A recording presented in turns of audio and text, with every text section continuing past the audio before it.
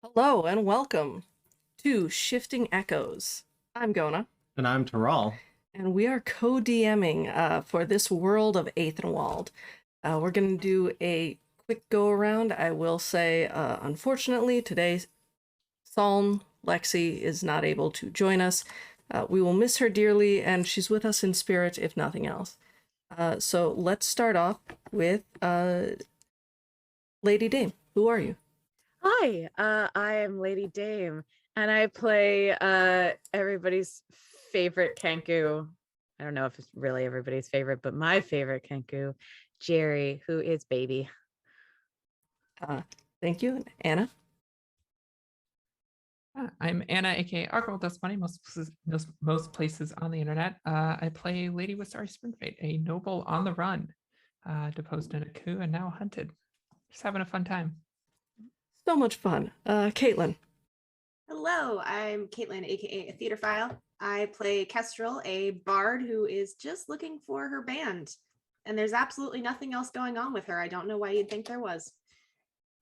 Wonderful. And finally, Wren. Hi, I'm Wren. I'll be playing the role of Iden today, who is a good brother who's just gone shopping for his sister and gotten into some hard trouble. Absolutely. And everyone is who they say they are, and there's definitely no secrets, no subterfuge going on. So I believe the recap is being done by Lady Dame. Yes. So friends, last week on Shifting Echoes, the party found themselves in a spot of trouble as some of the guards who we think had blown up the cafe way back in one of the cities that we were in had found us after a truly fabulous display of everybody's skills, people pulling out some stuff that we didn't know they could do. Eden had a starry form figure. Like, what was that about? Jerri hit a lot of stuff, all of that kind of fun stuff. They were planning on taking these guards, at least one of them alive for questioning, which was that plan sort of all went to shit when a mysterious and fabulous and honestly kind of sexy figure stepped out and shot him to death. It was our guest whose character's name I'm totally blanking on right now. It's fine, but it was because it's Seth and she's fabulous. So who had a proposition for the parties that wasn't really like a suggestion. It wasn't really more a question. It was more of a like, you're coming with me whether you like it or not, to take the party to the Dr. Avernus. I not actually his name. I have it written down. I'm not looking at my notes. It's fine. A figure that Jerri very much recognized and was very loath to see again, given that she was the one who stole the weapon was stolen from this guy. It was his weapon. She felt kind of bad about it. Also didn't really want to get in trouble for stealing his weapon. He, like many of the NPCs this party has faced, was a little bit of a dick. That just was the case. Was willing to forgive the party and actually let the party keep the weapon if they would do them a favor. Imodium, if exactly. That favor being to kill Jenner, who was the one who arranged all of this in the first place, which again, with Jerri's connection to Jenner, was not something that she was looking forward to for a number of reasons. Jerri was having a rough time, to be honest. Lots of conflict, lots of hair raised and all of that. And as they decided to set aside the Jenner idea for another time or never again, who knows? Because we'll definitely never have to deal with Jenner ever again. That's definitely not coming back to bite us in the butt ever. And decided to continue to search for the missing actual Sylphine, Wisari's companion, And in the meantime, we realized that our mercenary friend, Yanti friend, who was working for the doctor, being a mercenary is not necessarily super loyal to the doctor, and is actually maybe a good friend. And who knows, maybe that will not be the last we see of them. The party decided to head back to the area where they had lost Sylphine to try and follow that trail again. But as it was late at night and the train station was closed, they all camped out in the hotel room for that night in Brynock. And that's where I believe that's where we pick up. There's our recap. Yes, wonderfully done. I did forget. This is Teral. What do you do? Did I let you do a? No, I didn't do an intro. What I do is not important. It's what you do today. It's that's so important. I'm sorry, I forgot. But yeah, so last night all of you were able to sleep in your 2 rooms, which, as I recall, one room was Jerri and Wasari, and the other room was Kestrel, Iden, and Psalm. One room ended up having like it seemed to be mostly bedding down, mostly just it had been a long day, everyone wanted some sleep. In the other room, some heartfelt background was given, and as each room wakes up, is anyone doing anything? Anyone for your morning routine?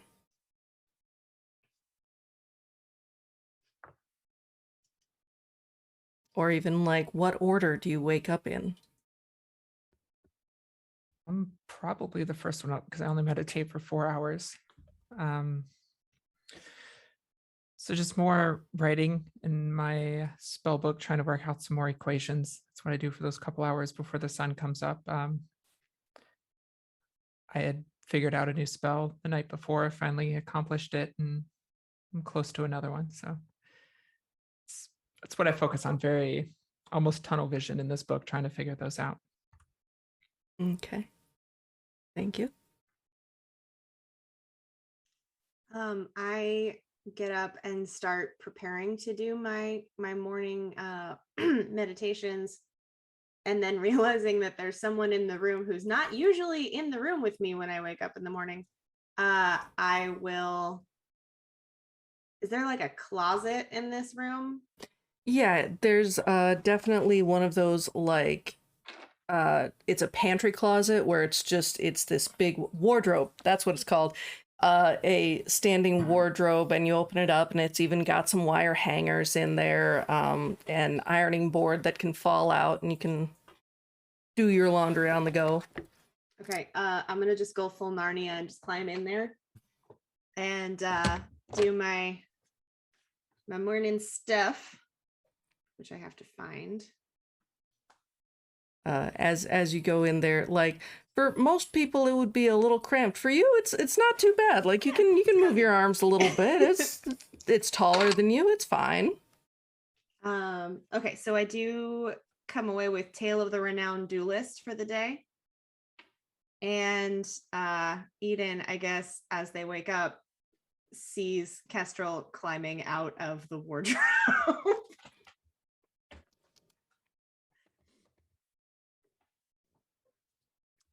Seeing you climb out of that wardrobe, I'm just kind of like groggily getting up, and I rub my eyes and say, you know, if you wanted to get changed, you could have asked me to get up and leave. I was changing. That's what I was doing. I didn't want to, disturb you. So it's pretty cozy in there. I mean, there's enough space. But thank you. All right, well, my turn then, and I'll just like roll out of bed and crawl into the wardrobe to get dressed for the day. You don't have to. Okay. And I think after getting ready, I will take my letter that I wrote, and I will go search for a mailbox to drop it off in. Or how does this work? Is it gotta get a courier, or is there like a generalized postal service, or what? There is a postal service, but it is common practice, especially in this area. You can leave it with the concierge desk, and they will drop it off at the post office for you, rather than, you know, you being troubled with going all the way outside if you want. Or you can take a trip around town and try to find a mailbox on Eden's day out. Big day out. Fancy. No, I'll just go drop it off at the front desk and go from there. As Iden is coming out of the wardrobe, I'm sure Psalm will also start getting up, and like we'll see that and just be like, I'm going to go take a shower. And like goes off and does that in the bathroom that is definitely in your room, and you know, starts getting dressed and all that kind of stuff. And Jerri will have slept a little bit longer than has been used to sleeping in these past few years, really. She hasn't been on a bed this comfortable in a long time. And so she'll, I think, slowly wake up and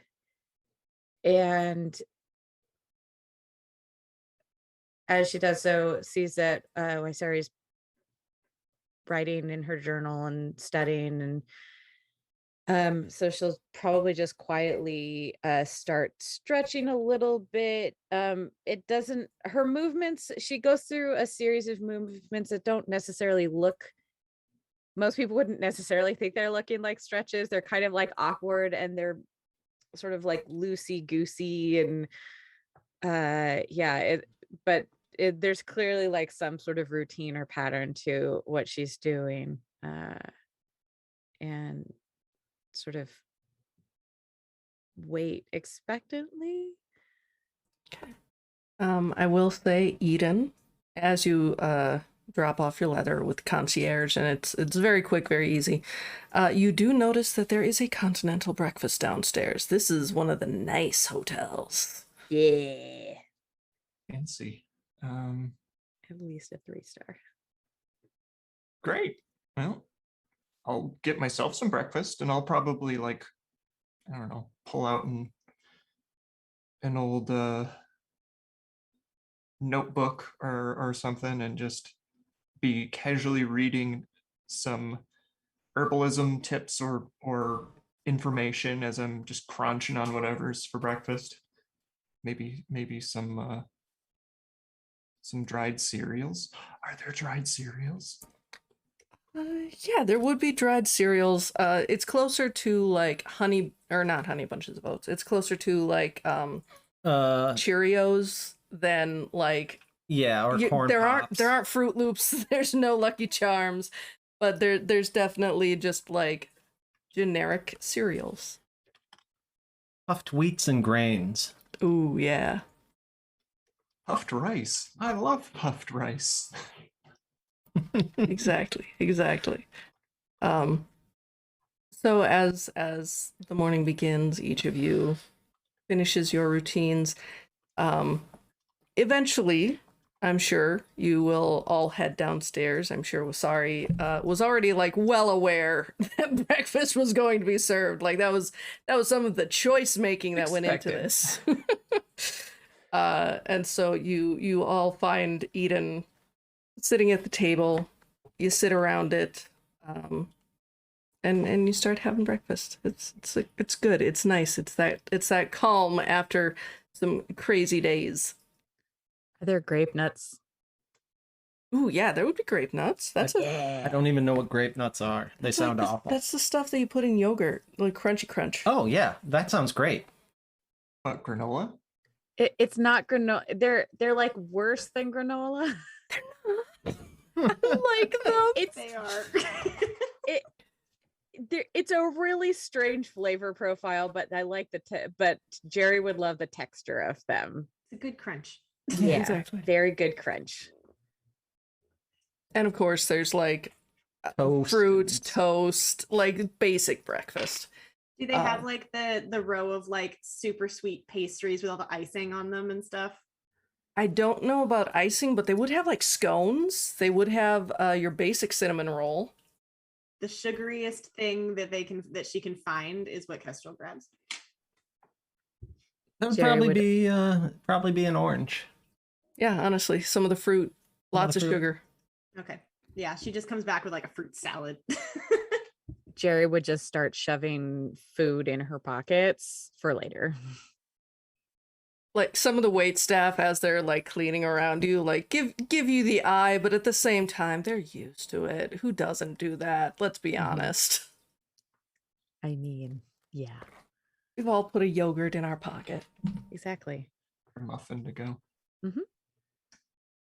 I'll grab some fruit and then heading back. So, Jerry, did you want to come with me this morning Uh, for the tracking to see if we can find anything?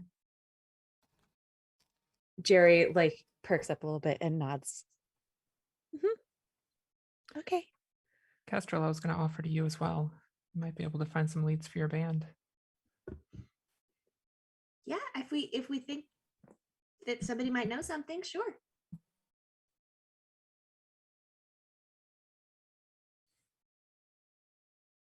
Psalm turns to y'all while you're discussing these plans, and is there something you would like me to do? You want me to just hold down the fort here, or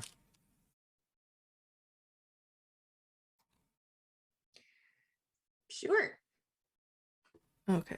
Is Psalm there anything you seems need us to get you while you're out? she looks at all of you and she thinks about the tracking spell for a moment, and then she just seems to very tiredly shake her head and say, "No, I think I'd probably be of more use here." And so she heads back up to the room and seems just that little bit not down, but like she's definitely thinking. Before she goes back to the room though, Jerry, Jerry is going to take off the tressum that she has now constantly wearing his backpack, and like sort of hold it out to Psalm as like a gesture of in with this sort of like physical gesture of like, please protect my tressum. Do you want me to take this? Oh, okay. Please, thank you. She holds it, and it's a very awkward like on one hand you can tell there is a want to snuggle it, but at the same time like maybe not in public. So she just like, well, I will guard this with my life. And she takes Thank the you. tressum and heads upstairs. I do a quick like around the knees hug. We'll be back soon. Wonderful. So y'all like nicely full, dressed, cleaned. You head out on the town.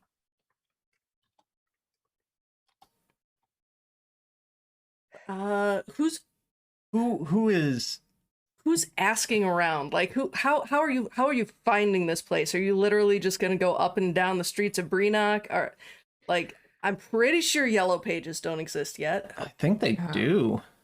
I Can had we ask the concierge for directions, maybe? we could. I had been in the city for a while. Would I have made note of where these types of arcane shops would be? Yeah, you would definitely take interest to that. So, go ahead and just give me an intelligence history check real quickly to jog your memory and see where you might be able to find Similar shops, spell shops. spell shops or places I'm good at those. that can do what you're looking for. That is math. What is math? 22 total. 22, yeah. Yeah, you definitely are able to find a couple of little mom and pop shops on a specific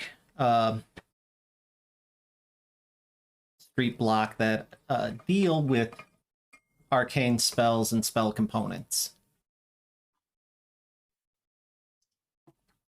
Cool. All within walking distance from your hotel. Wonderful. Yeah. So I'll tell. I know of a few places. I've looked around in this city for the last few months. Yeah, I think I have one or two that I know of that may be able to help us. Great. Sure. I will lead everyone. So the first place you come to is specifically a spell component shop. And they have a couple of fancier items on the walls. They several magic items, several scrolls just nicely displayed behind a glass case up on the shelves in portrait type fashion.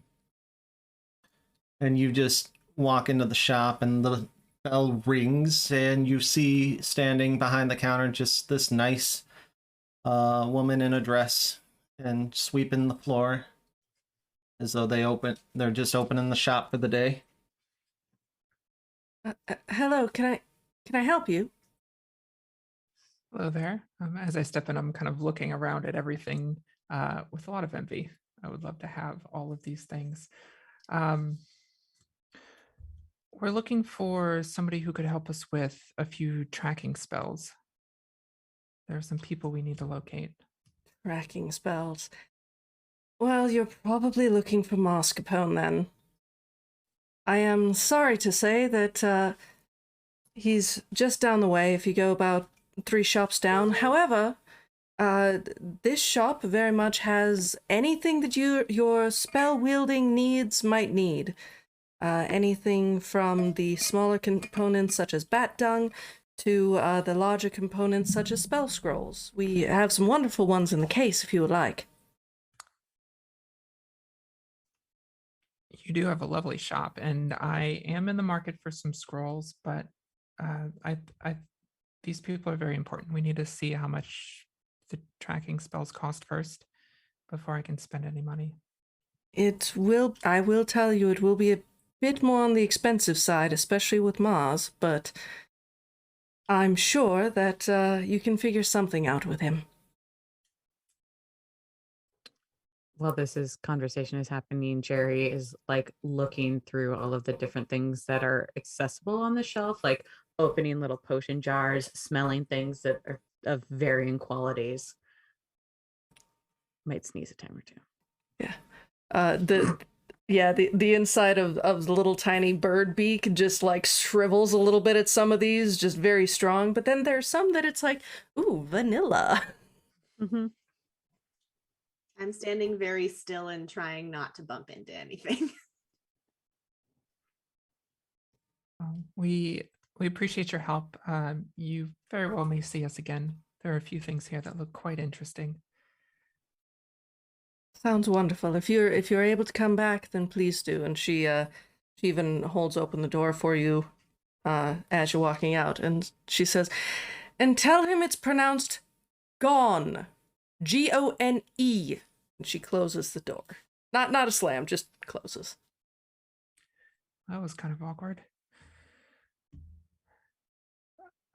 I guess I will start walking down towards where she directed us. As you walk down the block, you walk past a couple more shops and you just see a side door in a building leading up a flight of stairs, and in a hand-painted sign on the door it says Mascarpone's Lost and Gone. You lost it, we'll find it.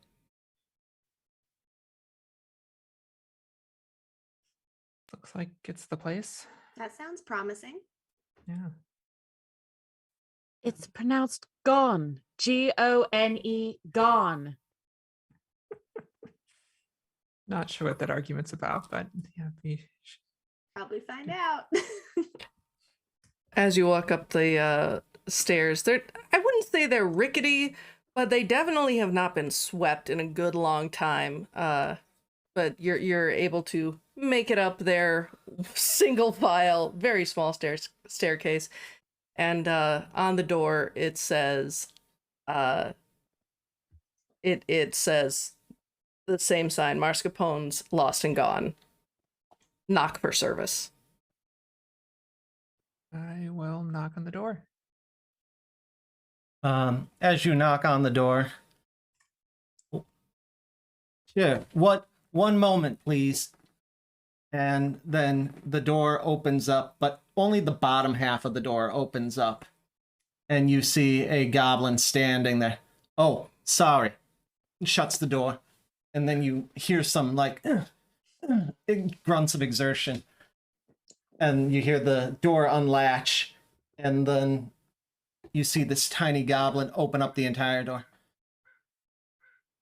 How can I help you today? Good morning. We were told that you could help us with some tracking spells. That's true. Mascarpone's Lost and Gones. That's what I do. That's what I'm here for. What do you need? Just glance at Jerri for a moment to see whether or not she takes the opportunity. It's pronounced gone. Gone. Gone. I see someone's been talking to that spell component lady again. She seemed insistent about that. But regardless, yes, we are in need of your services. We'll get your legs in here and we'll sit down and have a talk about what you're looking for. I'll follow them in. Mm-hmm. As you all step in, you walk into what is it's definitely an office, more so than a shop, and you can see that it is lined with books. Most of the used books are at a very specific height, but the books go all the way up to the ceiling. They honestly do, and there are ladders. You see that there are maps everywhere. There are several papers, and actually you can even see that there are several like newspaper clippings where it says missing, and then some of them even have like in little red notation found and a check mark next to them. If you'll have a seat right over here, and like he counts that there are 4 of you, and so like brings a stool over, and then like a particularly high pile of books, scoots those over here so that there are 4 chairs instead of just the 2, and he shuffles his way behind the desk. So who we looking for? Who's going? A couple of different people. I guess our first question is, what do you charge for your services? Well, you caught me at a special this week.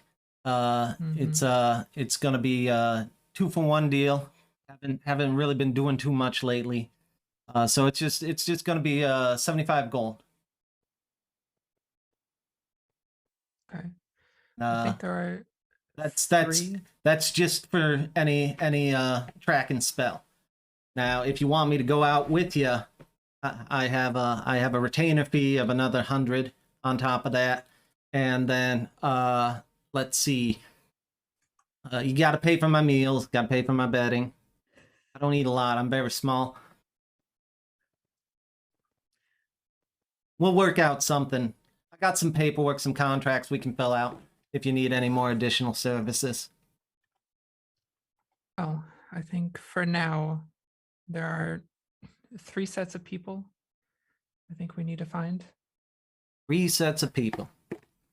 Cool. Jerri sort of tugs on Basari's sleeve and like turns out her pockets, which are completely empty because she spent all her money on that plush tressum. You do notice that some granola falls out of the pocket, but no money. Yep. It's okay. I told you I would help you, so don't worry about it. Thank you. Enough either. Okay. It's okay. And as a reminder, we do have a 2-for-1 special where instead of just one which is 75 gold. It would be 2 is 50 gold each. So it's 100. You save so much money. So for 3, it would be 150. Look, you look down on your luck. I'll cut you a deal. I'll do 3 for 125. No more, no less. Well, I would take more, but no less for sure. Yeah, if you want to tip a guy, you just slide a little gold through the mail slot afterwards or something. I don't know. We will keep that in mind. Yes, let's do the 3 spells then. Okay. If you would, this is this is the tracking device of my family's making, and he like pops out a drawer, and there are just this pile of pocket watches, and the pocket watches, like none of them are going. Some of you may know, some of them even have like cracked glass over top of it. But he grabs one. He said, I don't suppose any of you have your own broken pocket watches, and any of you have one on you? Yeah, no one ever brings them. And he puts it on the desk. He takes out 3 of them. He grabs some other components. Anyone who, if anyone would like to, you may make an Arcana check if you want to see what the other spell components are. Question for you. Yes. Given that Jerry's sort of proclivities of like picking up shiny objects, is there a chance that she would have a broken pocket watch? I would say there is probably a 10% chance if you want to roll it. Get a 91 or higher and you get it. Okie dokie. Sounds good. Just for funsies, just to see. It would be an 18, so no.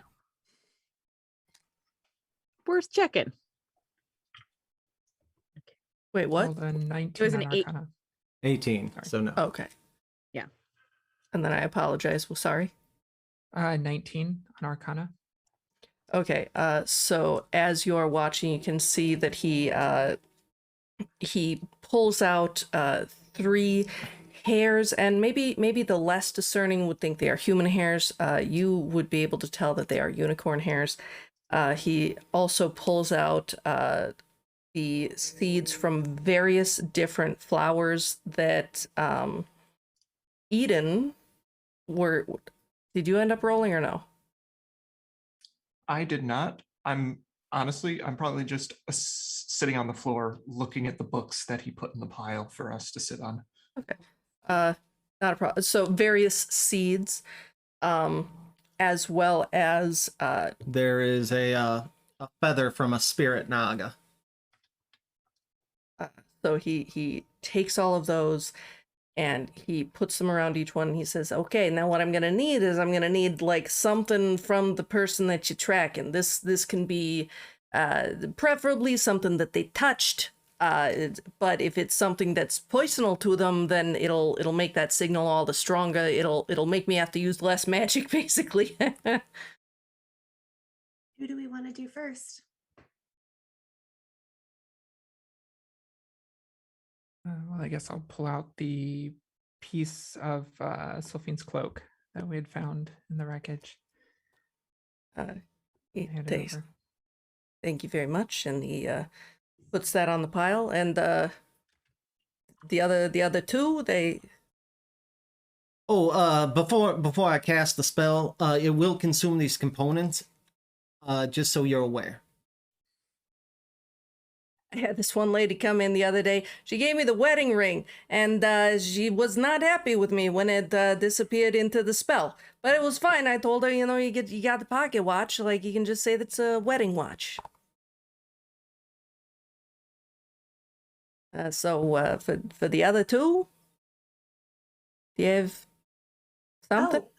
Oh, sorry, I didn't realize we were doing them all at once. And I'll dig through my bag. And she pulls out like a guitar pick. And you said it's gonna consume it, right? Yeah, it's gonna be gone into the ether, as it were. I have my own personal working theory that every time I do this spell, there's just a pile of junk somewhere in a different plane from all of these things, but I haven't been able to find it yet. In fact, that's the Um, one thing I cannot find is the pile of components that I've been using all these years. Those are gone forever. Gone. She hesitates for a second and then will hand over the guitar pick, Thank you very much. She which puts, for reference is Luca's. okay. He puts it with that pocket watch and pile, and looks at both Jerri and Eden. Which one has the third person that you're looking for? Jerry sort of looks at everybody and very reluctantly takes off a silver locket and opens it up and sort of looks back at Wasari and sort of looks at the pile again, looks back at Wasari, looks at the pile again. Maybe just the chain.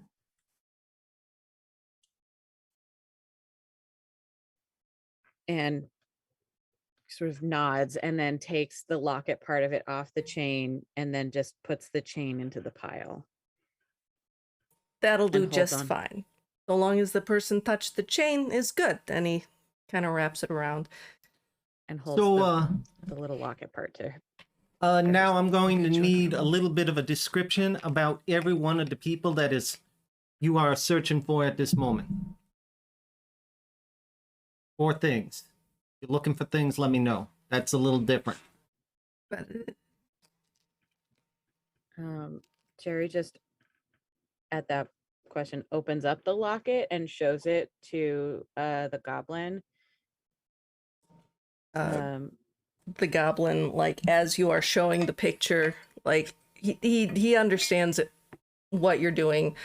He has worked with Kenku before, so like this is a common problem because who sits there and describes himself?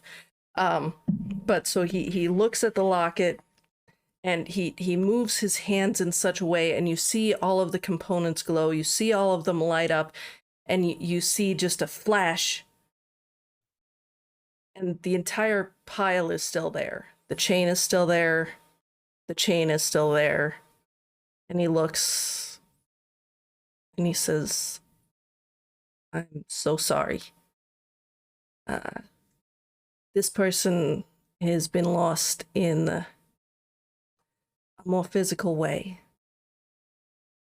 If the spell didn't work, it means they're dead. I'm so sorry. I'm so sorry. Here, free of charge. Components stayed with me. I'm so sorry." And he hands back the chain.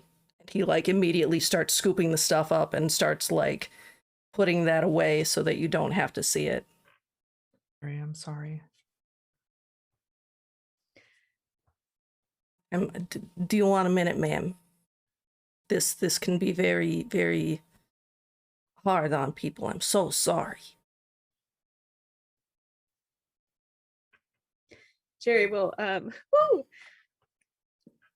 take the chain back, put the locket back on the chain, and put it back around her neck and sort of sit quietly. Dude, Can I get you a glass of water or something? You know. he's gonna walk over and like he moves some papers and things like that, and there's a pitcher of water that was under the papers. He fishes in his desk and he immediately like starts pouring the glass, and he hands it over to you, and he just says, you know, sometimes in the business you always want to find them. You always want to believe. But I do hope this gives you an answer, even if it's not the answer that you want. I'm so sorry, ma'am. Thank you. I do appreciate it. I do. Thank you. It'll be okay.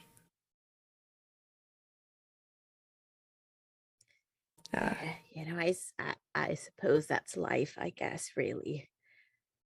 You win some, you lose some. Yeah. It's part of why I got into this business. I kept losing shit. And you know, it's better when you can find it. And Jerri will just sit quietly and holding a glass of water in both hands and watch the rest of the proceedings. Sort of wiping away as her eyes glisten a little bit. He takes out a little kerchief and hands it to her and said, "Also free of charge." She like obnoxiously blows her nose into it. That's. Please keep that. Do not give it back to me. But he turns to Kestrel, and he says, "Now, are you prepared?" Yeah. Okay. Yeah. I don't know what you're gonna see, but I think I don't think it'll be that. Okay. If you would, you can either describe them to me, or as has previously been done, you can give me a picture of them if you got one of them. I don't have a picture. He's human. He's about and she points to Asari. About that tall. It's hard to tell when there's so much, he's human sized. Of course, I get it. He has brown hair, and it kind of falls in his eyes sometimes. But he's nice looking. And there might be a half orc and another human around too, if you see all of them. As you finish talking about Luca, the spell realizes what's going on and that the description has switched, and so his hands stop. You see that same glowing light, that same flashing, and as that last flash goes off, you see that there is only the pocket watch, but now the arm is spinning a little bit, and it's pointed that way. And he says, there you go. See, this is, they're that way. And actually the connection isn't that bad. So, like, you probably got, like, not that long on, I'd say, a train, like, maybe walking, you'd have a couple of days. But, it's fine. They can be found. Okay. And you don't like see what they're doing or anything, do you? You just get the direction. Oh no. This is just a how do you say pocket watch. It points to where they're at. Okay. So is it like a compass? Like if I take the pocket watch, will it? Yes, like a compass. it is a compass in every single way except for being an actual compass. It just points at a thing. So it's that's why I use pocket watches, is because, it doesn't matter if it's broken. Just it'll point towards the direction of the thing. But Funny. if I move, it'll adjust.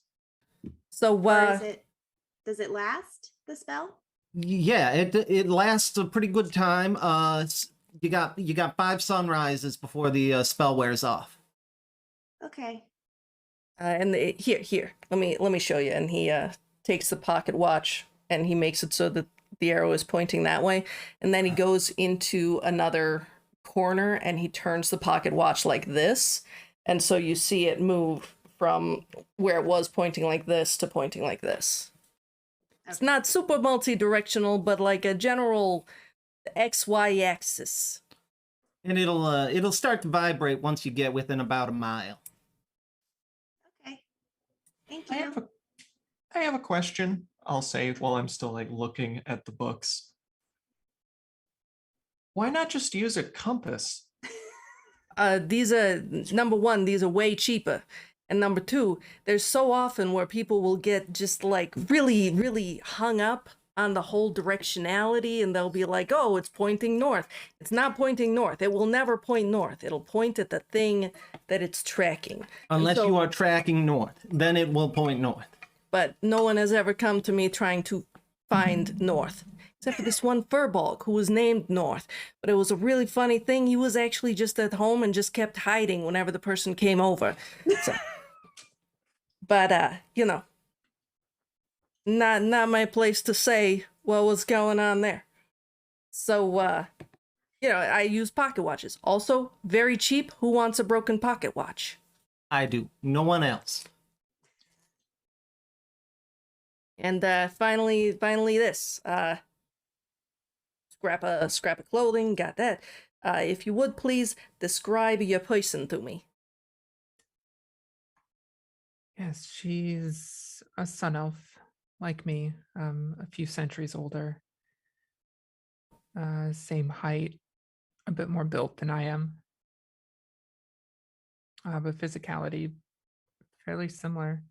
Eye color, hair color. As you finish, you see the light flare up and the light flash, and as it flashes, the spell components are gone except for the watch. And you see it spin, spin, spin, spin, spin, and point that way. Ah, see, they're also that way. You two are not looking for the same person. Am I right? Because you said human, you said elf, and they are definitely not. They're pointing in the same direction. Yeah, they're pointing in the same direction.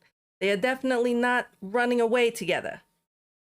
This is not the case, right? I did have that once too, but that was back when I worked with Boca. Definitely not the case. Well, at least you'll be able to travel together, right? Are they the same? Is it the same distance?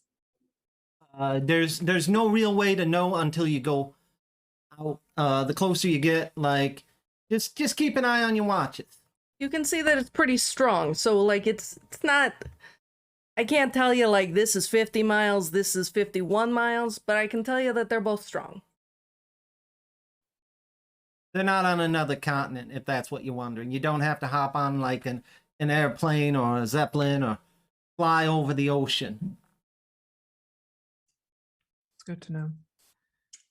Would we, those of us who have traveled around a bit, would we know, is there like another major town or city in that direction? There is a lot in that direction because like Because that we is the shared the map direction. last night. That is the direction you came from. Ah, yes. Shit. Went the rogue way. So that'll be 100 gold pieces, if you would please. Wait, didn't you say it was 2 for 75? I absolutely did not. I tried to give you a deal, but because one of you people could not be found, that what was originally going to be 50 gold that I turned into 25 gold became 0 gold. So you only owe me 100 gold. When we came in, the special was 2 for 75. No, it's 2 for 1, which is 50 gold apiece. And so if you do the math, and 2 for 1. Wouldn't we One get two person. readings for the price of one? So 75 gold. One person, 75 gold. 2 people, I gave you a special, 100 gold.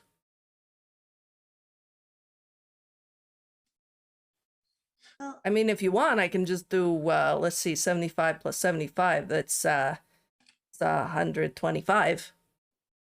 Right? Yes. That's what I thought.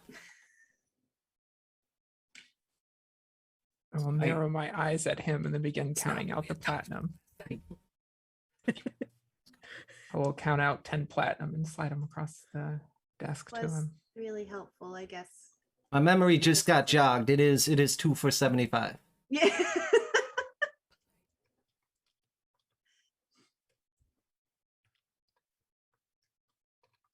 I will You're very staunch negotiators. I'll slide 8 platinum across. Because I don't have any gold on me, and I don't want to argue with him about change. So I'll just give. What do I do with this? What is? He started like trying to bite it. He's like, what is this? I'm sorry, I don't take hand your funny 20 money gold here. To Wasari. This is all I've got. You don't have to do that. It's fine. Well, no, have I mean money. we're finding my people too. Yes, but you are following me into a very dangerous situation. This is the least I can do. Okay. If you ever need 20 gold, though, it's yours. I'll let you know. Thank you. So have a good day. If you ever find that anything is going for you again, come here. We got you. We got the goods. We can find things. And, Bye. Oh. And he turns to Jerri and he's like, if your friend ever returns to the mortal coil, you let me know. I'll help you track him down. Jerri just sort of looks at him like confused. It happens, you know. People are rezzed all the time. My grandma got rezzed once. She only lived for another year, but it was a really nice year. And then she just says, Gone, gone. Oh, And don't then- be starting with that again. And then starts to walk away. I think we should all get going. Vowel, consonant, vowel. That means it's a long O. And the door shuts behind. Jerri, I'm so sorry.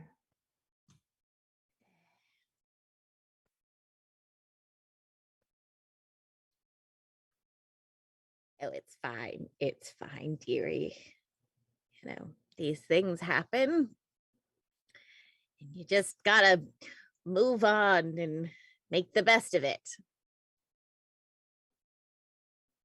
And she says that in that tone of voice, but if you look at her face, she's definitely, that's not the attitude. There's definitely like a sense of defeat coming from her, but so there's a little bit of a disconnect between the tone of voice and the actual expression, but she sort of shrugs. Was that her? And at that question, she'll take off the locket and hand it to Kestrel and sort of open it up and show Kestrel. And in the locket is a picture of an older Furbolg woman. It's black and white. She's got her hair sort of piled high on the top of her head with some messy curls coming down, and a high-necked blouse with a cameo at the neckline. Eliza. She's beautiful. We're family.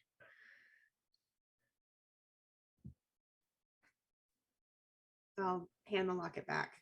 And just say, I bet she loved you very much. Always be with Jerri.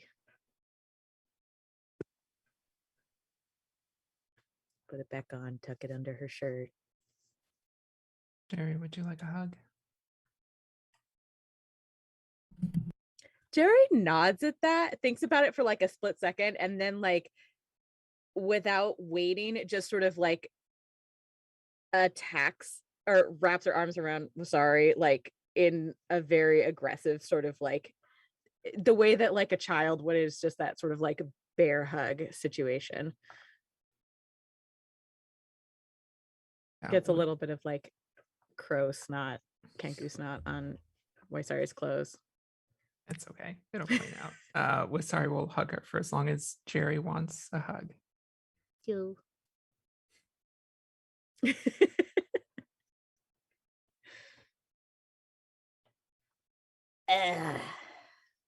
Which will be a decent amount of time before moving on. before, sort of drawing back. Well, now what? We have a direction. I'd like to stop back by that magic shop to see if there's anything there that could be useful to us, but I mean, I guess we don't have to worry about your band moving around. We'll always have something pointing to them, but we only have 5 days. Yeah. But I mean, he said that, I know he said he couldn't specify distance, but he did say that, it wasn't a super long ways away. So if we're going, I think that finding your friend is more important and more time sensitive, but it sounds like we're going the same direction. So,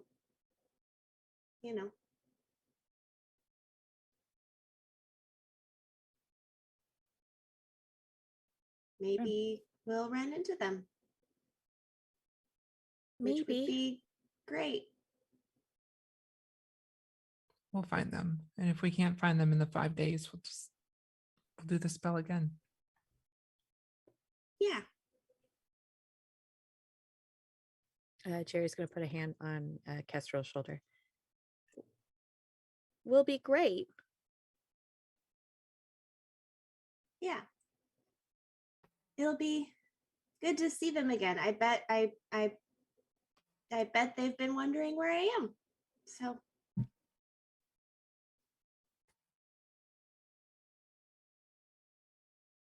Kestrel, you seem hesitant. Do you want to see them again? Yeah. Sorry. I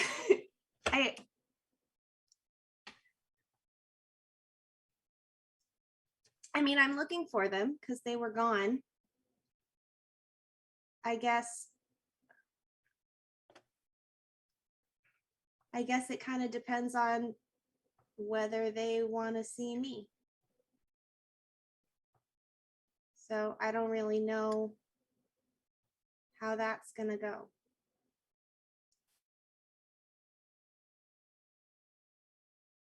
Well, if they don't, that's their loss. Thanks. In the meantime, you have us. We're not nearly as musical, but it's at least been a bit entertaining. Yeah. You're like really nice, you know that. Like really nice. Yeah. I'm glad you think so.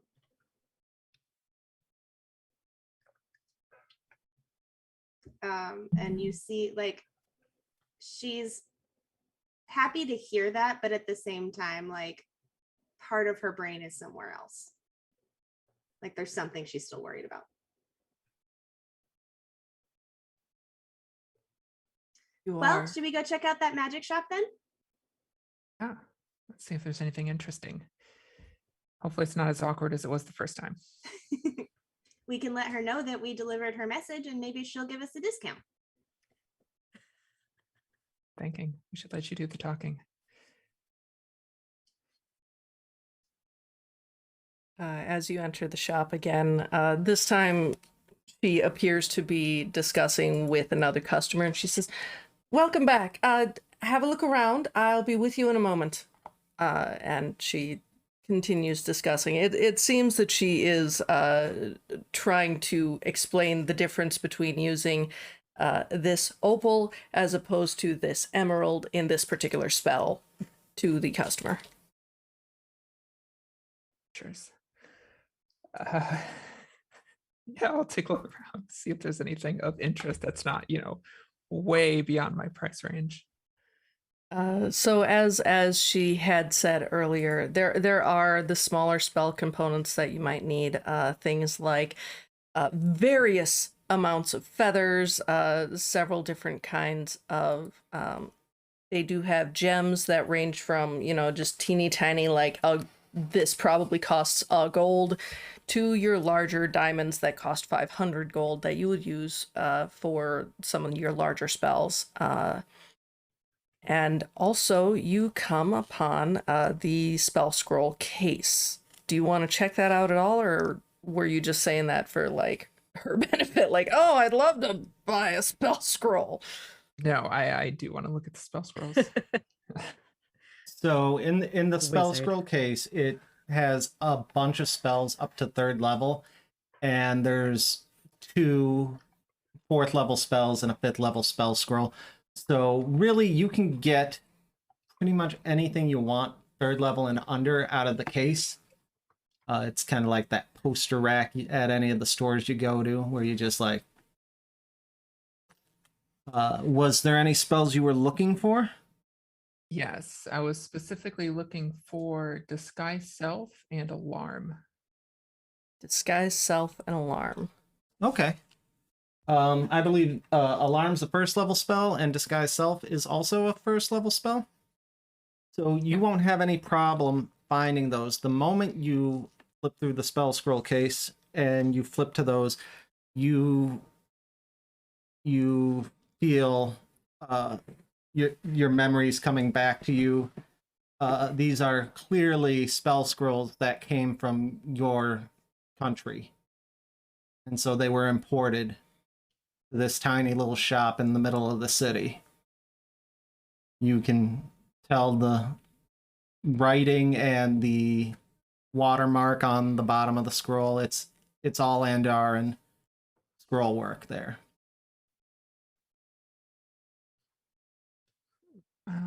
I will wait until she's done with the other customer then. Are there any other items of note that might be interesting? That might help the party. She wants to highlight that she just got in a couple potions of resistance. Basically a rainbow collection, one of each flavor.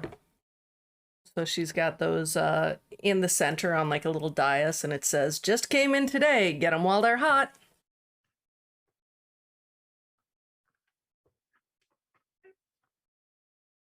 Well, while I'm waiting for her, I'll look around at the other 2 and see if they found anything interesting.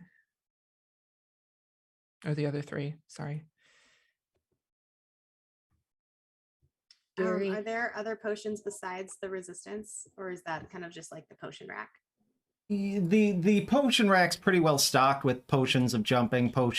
There's a couple potions of invisibility out there, and a lot of potions of healing. At varying degrees. Yes. Do they have price tags on them, or is it a like inquire kind of thing? It's one of those, the potions of healing, the cheaper potions that all cost under 100 gold all have price tags on them, but the fancier ones that are out front do not have price tags on them.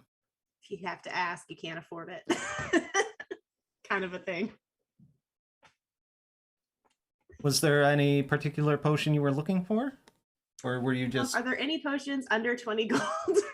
under 20 gold? Yeah, actually, there are some vials of cure minor wounds.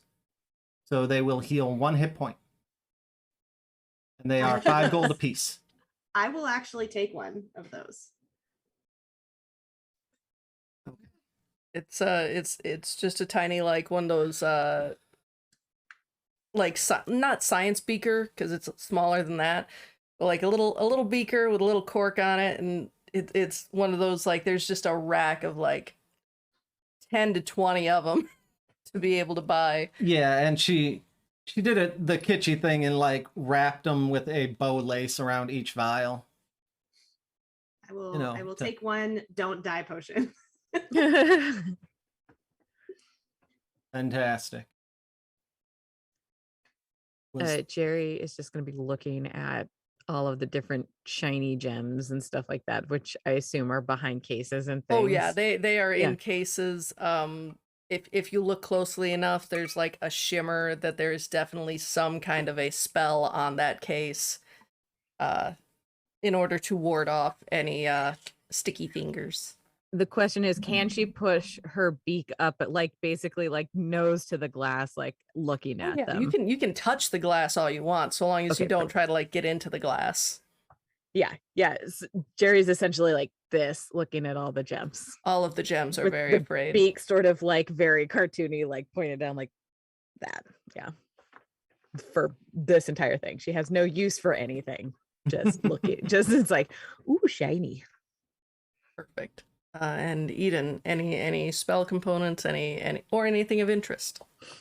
Hmm. I would probably be shifting between looking at any dried herbs or like nuts and seeds and seeing if there's any written materials on, oh, let's say astronomy. I will say, as you look around, there aren't a whole lot of books. You did take note of a bookshop like further down the street. It's actually just right across the street from Mars Capone's, and but you are definitely able to find like there are several satchels of mixed herbs or specific ones as needed. Each one would go for about It just depends, but it's probably around 5 silver an ounce. unless you're looking for Ah. saffron. I'm not buying anything, but I'm just looking, browsing. Browsing, smelling. yes, you do Browsing find and smelling.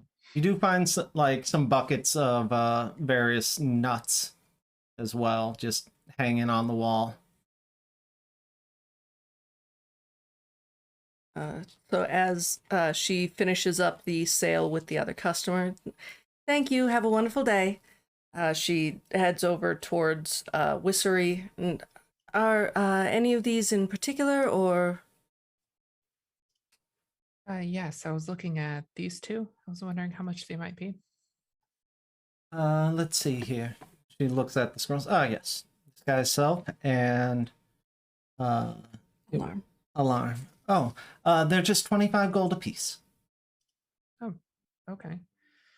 I'll need ink as well to go with those. Any particular kind of ink you were looking for? We got gilded quality ink. quality enough to copy those. So Yes, of course. You're a wizard. Let me go fetch something for you. And Really she quickly, and I kind of like pop up at Wasari's elbow. Do you have any kind of bundling deals if she's getting spell scrolls and ink? We did deliver your message to Mars Capone. I don't know if that factors into anything, but he didn't seem particularly happy about it, but we did tell him several times. No, I didn't think you would actually do it. Were you able to get a tracking spell? Yes, actually. Thank you for pointing us that direction. Perfect. I'm so glad I was able to help you. And she heads back toward for. Is she Ye- grabbing ink? so she comes back out with several different vials of ink. All of these will suit your needs. It just depends on your preference. This one's glow in the dark. It glows under magical energies. It has that nice blue tint to it. I know certain wizards prefer that appearance with their spells. You got the gilded inks. You got this one. It looks like blood. It's not actually blood. Did you have a preference of ink color or No, opalescence, pearlescence? just the standard black ink. All right. Okay. She slides all of these off to the side and just reaches behind the counter into a box and pulls out like a good 8-ounce jar of ink and sets it on the counter. This should suffice. It's 10 gold. And do you think that'll be enough for both of these spells?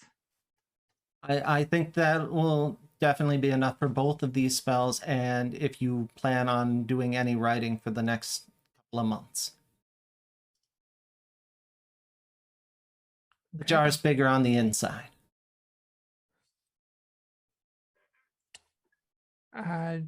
Jerri, did you want anything? Jerri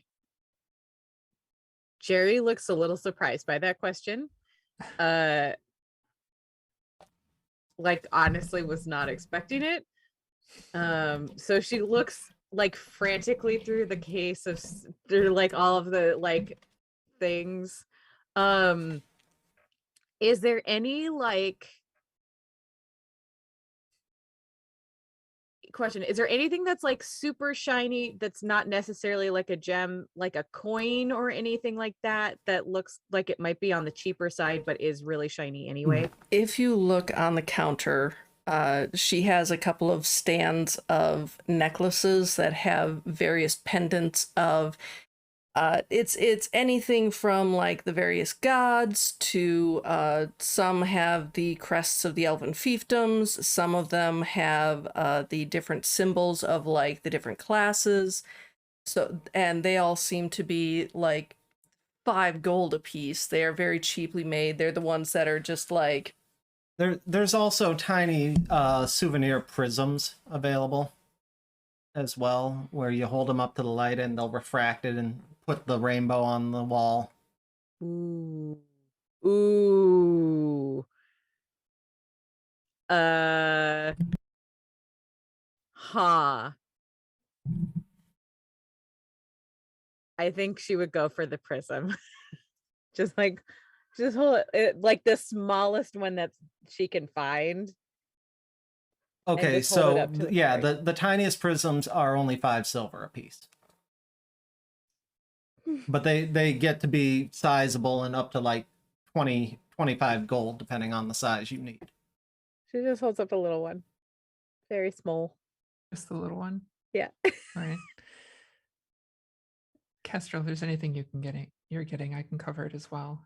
Oh, I already bought my, and she holds up like the tiny little healing potion. See? Okay. But thank you. Yeah, so I guess the scrolls, the ink, and the prism then. Okay. She gathers your items together and rings them all up. That's going to be 60 gold and 5 silver. Right. I will give her 6 platinum and how much silver did you say? 5? Okay, I do have enough silver actually. So I will do 6 platinum and 5 silver. y'all cleaning out the coffers. Gold is a peasant's coin, but silver, that's just fine. I don't even know why I had. Oh, it was on the guy who was leading the mercenaries. That's why I have the silver. Oh my Yeah. god. Oh yeah, the one guy we killed. I have Yep. his silver. Yeah. Perfect. With that being said, you wrap up at the shop. She puts all of it into a nice little basket for you so you can carry it out. And as you're heading out, just for time, you know the trains are going to start leaving again, and so they should be up and running now. So after, I'm sure a quick jaunt over to the hotel to pick up Psalm. Yes. Um, Eden, there was you can obviously head over to the bookstore while they're grabbing Psalm,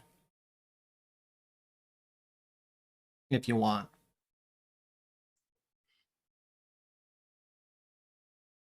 Sure. Okay. And then we'll probably cover that afterwards, but I know we are on a tight schedule. Yes. So I believe Wissery, you had a message, or have you dropped that message, or? No, she's going to send the message. She had written it out and was going to have Jerri drop it in a way that she wouldn't be seen, I think was the plan. Okay, so Jerri, Whissery comes up to you, has this piece of paper, and goes to hand it to you. Jerri sort of like takes the piece of paper and looks at it briefly and hands it back to Whissery, and says, "We don't do written messages. No records or anything. You just need a recording device." I thought you didn't want him to know you were here.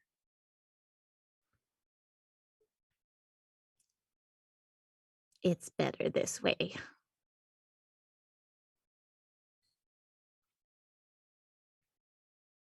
I'm happy to do it. Okay.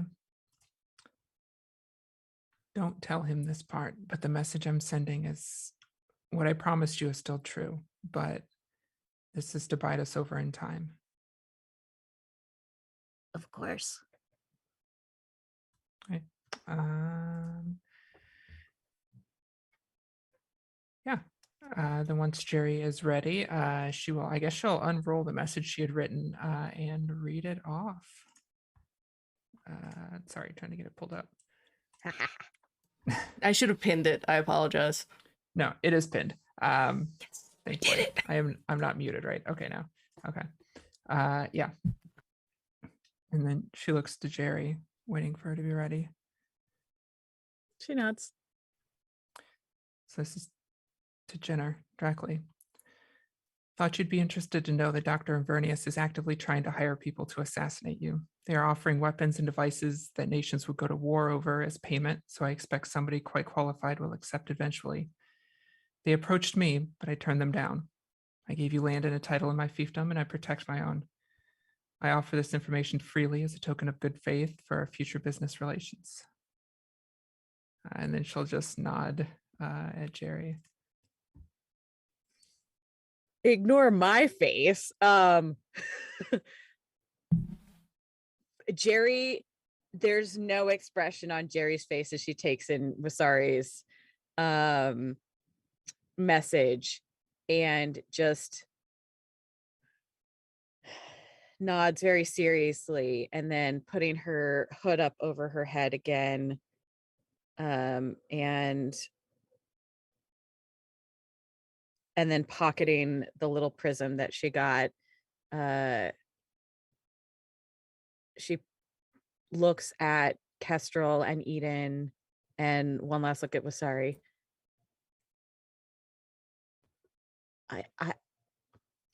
I'll find you again.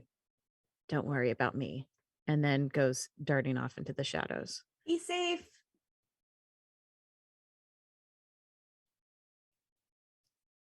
And slowly you lose sight of Jerri.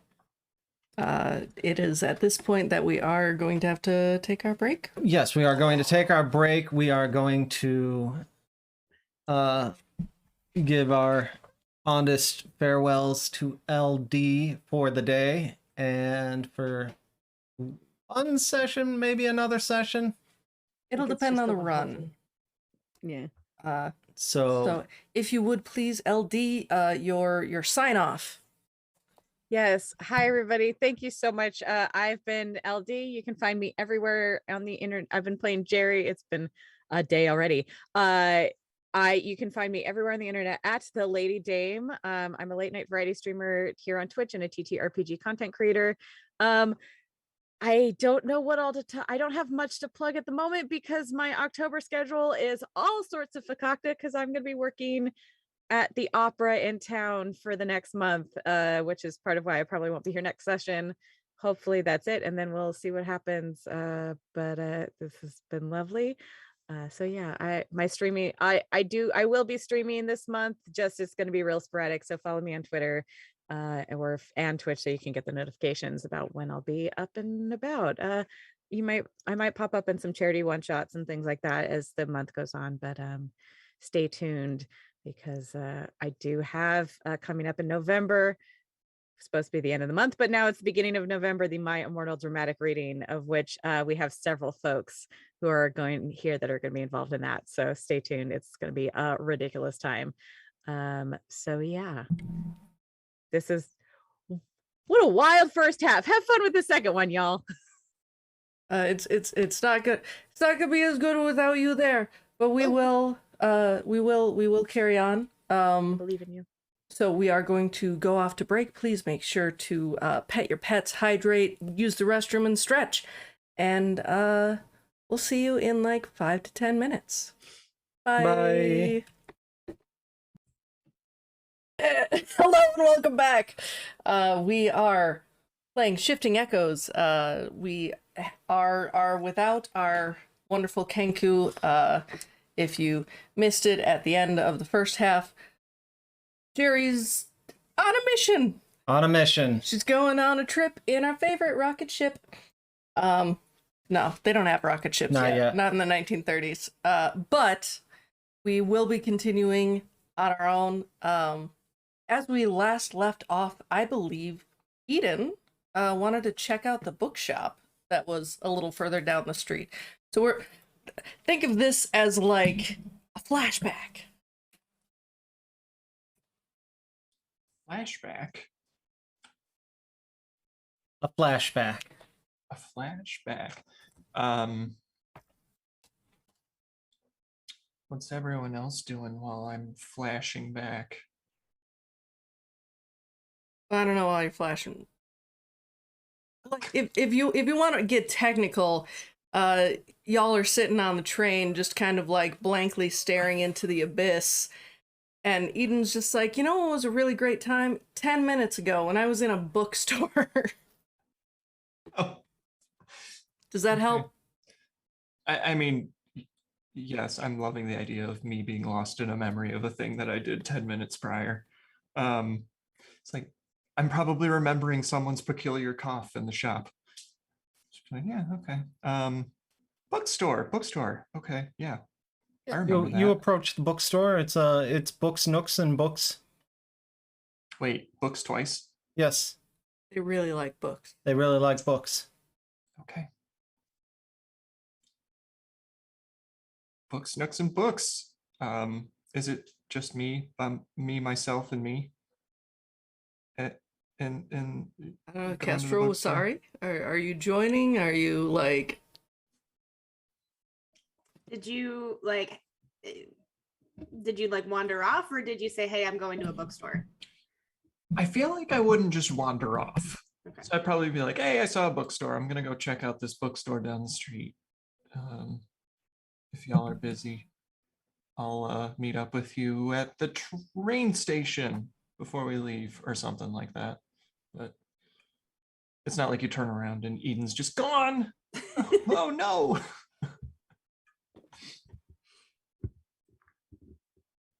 Okay.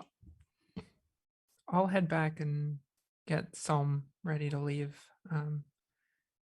Kestrel, you could I mean, do come you with do you me or want stay there. company, or are you just letting us know what you're doing? I'm letting you know, and Okay. I'm not going to tell anyone what they should be doing, but that's what I'm doing.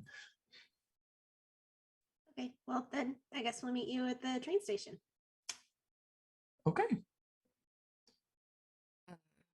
So Eden, as you look at books, nooks, and books, you notice that there is a piece of paper on there that says like when the open hours are, and it's very convoluted. Like it seems to be every third Wednesday from 7 to 4, but not on special occasions for Tuesdays, and just like this absolute list of things. But as you look at it, you're like, I'm pretty sure it's open. I think.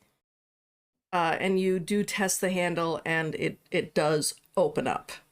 I was just about to say, if I try to open the door, does it open? It does, and there's even a little jingle as the door opens up. As they do.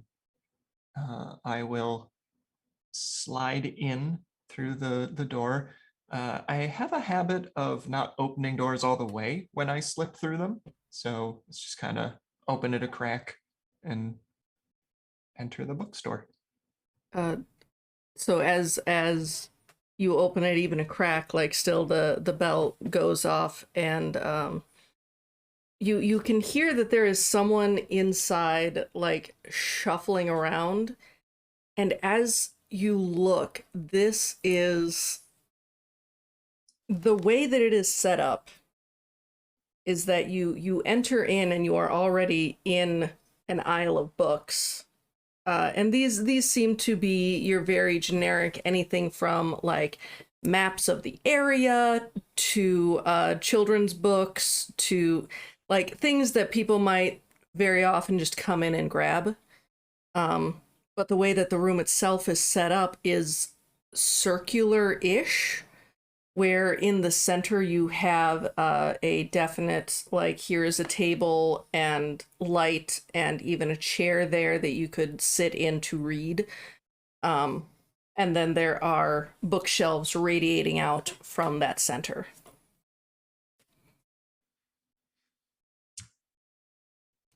Okay. Are there any discernible like section headers or topics for the different stacks? As you look, so I'm assuming that you're checking like from the center and just kind of spinning around.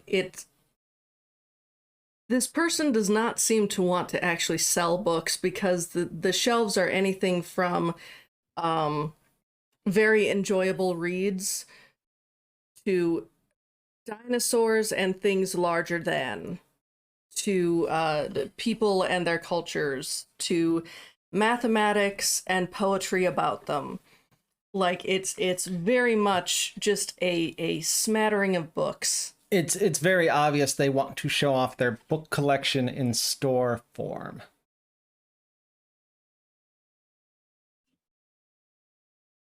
Okay. I'll just kind of start peeking my head down the different aisles, looking to see if I see any people in here. Because I know you said I heard shuffling, but I'm just looking to see if there's anyone who doesn't look like they're the ones doing shuffling.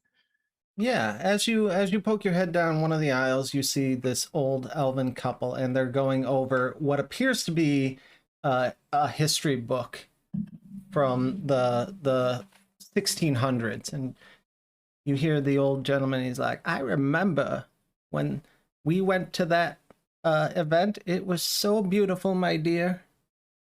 Yes, and you were so young and beautiful at 200 years old. The way you danced with those flowers, I wish those flowers were still around today. Unfortunately extinct, but there are new flowers. There are new flowers. Ag, I will duck out of that conversation quickly. That's not a place for me to be. Definitely for the two of them and not me. Nope. As you like duck, like you see them and you go to duck away just so that like they're not, you actually run into, as you turn, there is an Asmar there, and they are rather, I'm not going to say portly, but they have not run in a good long time, and they have a shock of short white hair, a very nicely tailored suit. I mean, oh, why? Hello. Can I help you find anything?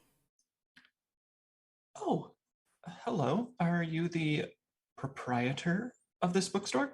Why, yes. I have collected all of these books over the time, and I like to sell my books. Great. Because, I'm here to look and see if maybe there's a book that I could buy. So that's exciting. I wasn't sure if this was just like, I don't know, a readatorium or something. So I wanted to look around. That would mean that people would be picking up all of the books and looking through them without buying one. But if there is anything that I can help you find, I can certainly try to point you in the right direction. Stars. Stars. Mhm. We do have a section, and he actually takes you down the aisle that's dinosaurs and things that are bigger. And here is a section on astronomy as well as astrology, although there's also some astrology over in the cultures because some cultures are very based in astrology. I will keep that in mind. I will take a look at these texts, the titles, see if anything calls to me. And if I need anything else, I will be sure to call for you. What should I call for if I need to call for you? Just call me Azzy. Okay, thank you, Azzy. And he kind of just walks away. But like you could tell as he goes towards the center, and he is putting away books, like he is actually doing his job, but he's also like keeping so that he can see you and he can see the couple still in their stacks. Great. I mean, you can. I will start looking at the different texts with for astronomy, stars, astral bodies, etc. And occasionally I'm going to sneak a peek at these books about dinosaurs just so that I can read about dinosaurs, because who doesn't love dinosaurs? I mean, let's be freaking honest. Have I heard of dinosaurs before? Yeah, they still exist. Chickens. But no, actual real dinosaurs do exist as well. They're not frequent and they're not like particularly around this area, but you've still heard of them. Like the same way that we have heard of elephants. Okay. So it's not like, all right, I love it. Great. I just want to see some pictures of dinosaurs, Maybe there's pictures of dinosaurs in these books too. That's important to me. They are wonderful and colorful and often inaccurate, which is strange considering that like they're still alive. Yes, you get the nature artists that do the perfect photographic sketches, and you see some pictures of dinosaurs fully feathered, gorgeous creatures, and then you get the anthropologists that are just trying their hardest, and it looks like an ugly reptile turd. That's fantastic. I'll just hold that book out with like the different beautiful pictures and information on it and just be like, how much for the dinosaur book? Oh, that was a collector's edition, so probably 10 gold. I shut my mouth and quietly slip it back onto the stack. Okay.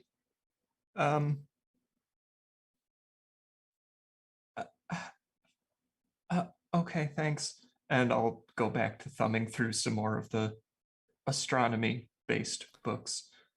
You notice that a lot of the astronomy-based books are hundreds of years old and appear to be either original copies or first editions of printings.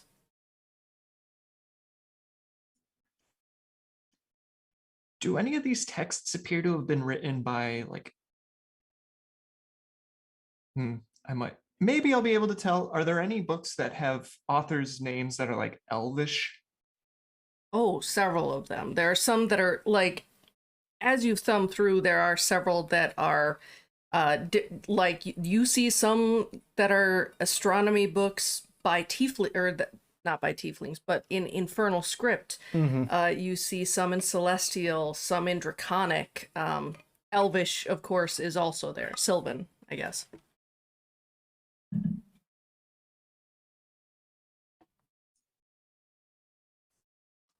Yeah, so I'll probably gravitate towards the ones written in any Elvish script, especially some of the older ones. And I don't know how. I'd probably see if I could break them down based on stars of the Feywild skies, etc. ad nauseum, if possible. I don't know. I don't even really know. Is the sky different in the Feywilds as it is? This is why I'm here to learn. That's a very fair question. You do find a single book that says In Elvish. in Sylvan, right? Is Elvish Sylvan, or are they like Sylvan is separate? an Elvish dialect. Okay. So in common Elvish, it says compare contrast the stars as the different planes see them. And you do see that in this there is there is a single chapter devoted to stars as the Underdark see them, and it's mostly black pages. There is another that is for the material realm. Yes, the prime material plane.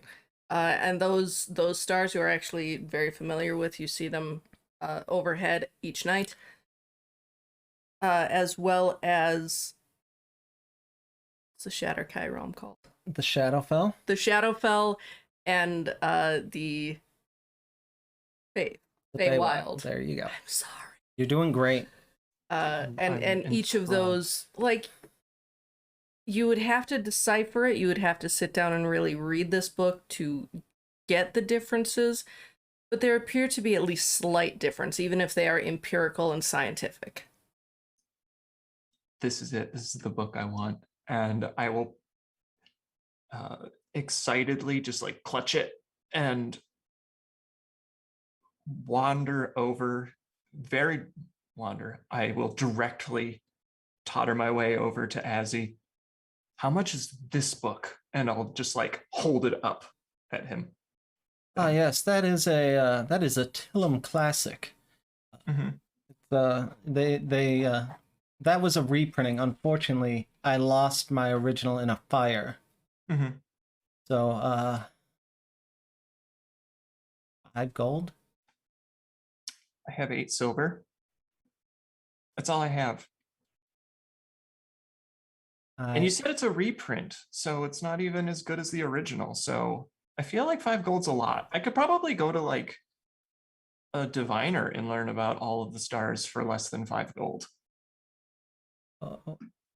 I'm sure you could, but this is a bookstore, and He starts like pointing at those 2 rows that you initially came in and said, all of those are much cheaper than anything else in the other stacks. There are some children's books about Twinkle Twinkle Little Star, and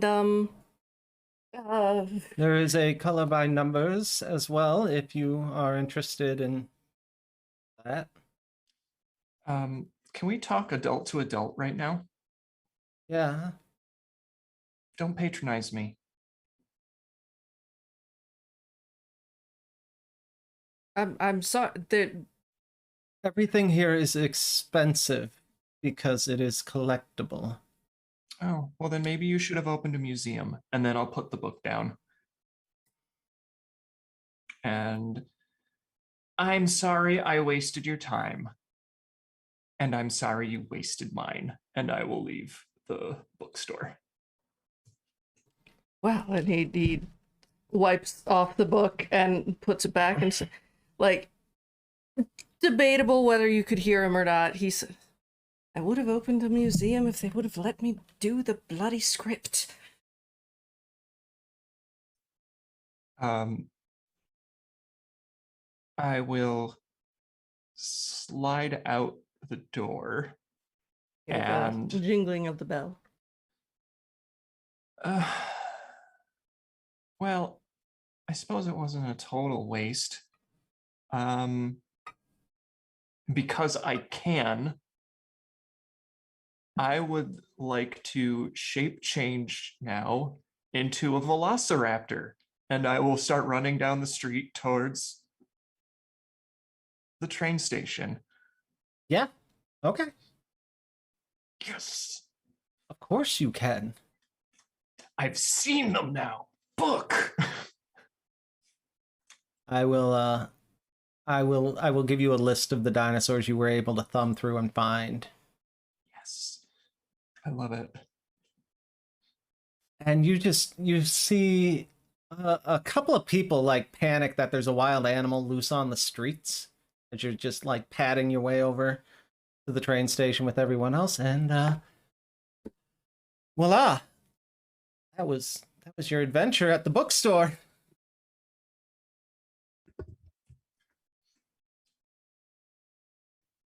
I will say, Kestrel, Wissery, and Psalm all see a velociraptor coming towards the train.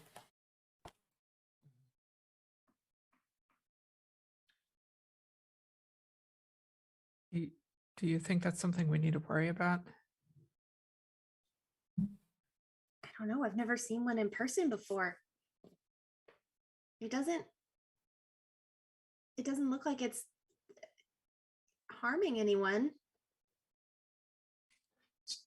I'm literally just like weaving in between people, keeping a fairly comfortable berth where I can, because I do recognize I'm a tiny chicken-sized, violent looking lizard monster. Maybe it's lost? Maybe. Eden's gonna be sorry you missed it.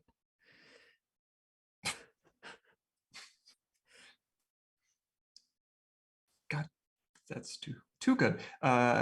It pads up just to the group and stands with you all. Just stops, drops its tail, and just stands there in the cluster with the three of you. And Hello. just remember for everyone, Wren mentioned this, but the velociraptor is literally like the size of a house cat. A turkey, a chicken. It's Turducken. a turducken. A turducken. Yes, It's the but size of a I'm literally turducken. the size of a toddler. Yes.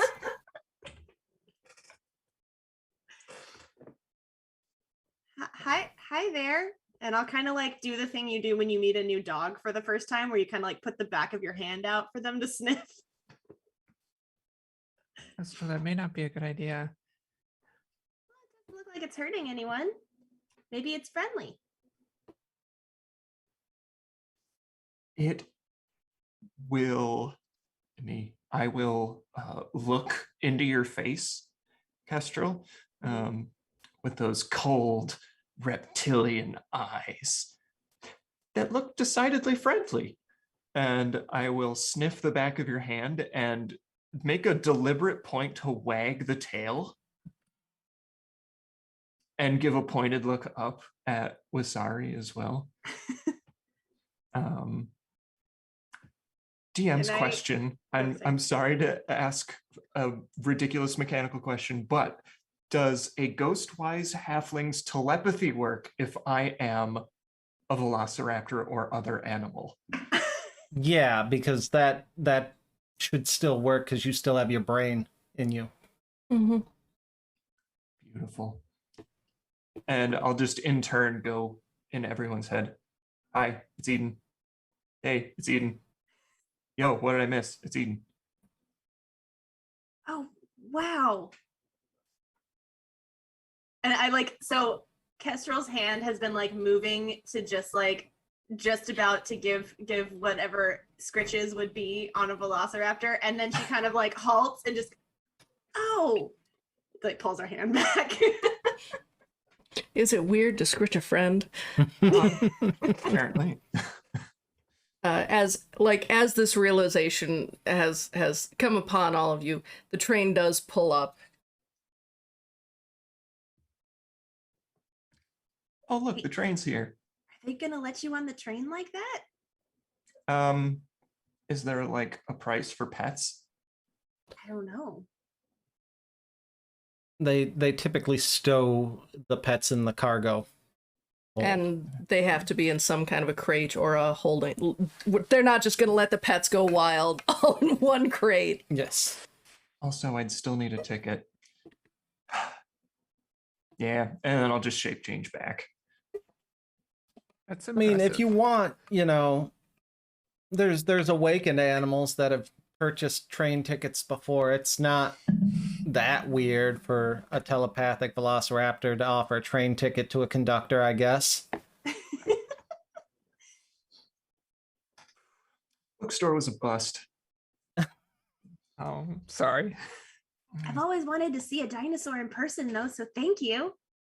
Well, I'm hopeful it's accurate because I'm basing the form off of pictures I saw in one of the books while I was thumbing through them. So there were some really funky looking pictures in there. I'll tell you, I can't wait to shape change into some of them. Real nightmare stuff. Well, that'll be fun. Quite skilled if you can shape change by looking at pictures. It's impressive. Well, you could call it a natural talent, I guess. Get it?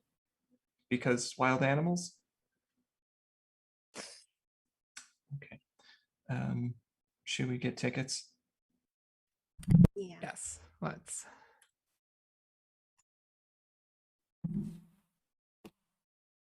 As you all head up onto the train, I'm sure probably tickets were already purchased, right? Or no? Or were you waiting for? Okay.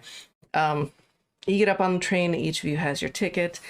You are taken back into a car that actually looks very familiar. It looks, or not a car, but to a seat. A cabin. A cabin. A cabin. That looks very. It honestly looks exactly the same as the one that you initially had ridden all the way up to Bristol in. It's a lot roomier this time. Yeah. Probably because there's not a snake lady this time. It's also without the box. Yeah. And Jerri. She'll find us though. Yeah. Since we have a 7-hour ride going up there, I'm going to spend that time listening to everybody talk, but transcribing those spells to my spell book. Psalm gets out the cards again and it's like, look, I swear we can probably, you guys already know the rules. At this point we've got 7 hours. We can probably get this game done in at least half that time.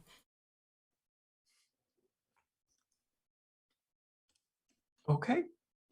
I will sit down and try to play this game. You all try. Several hours go by.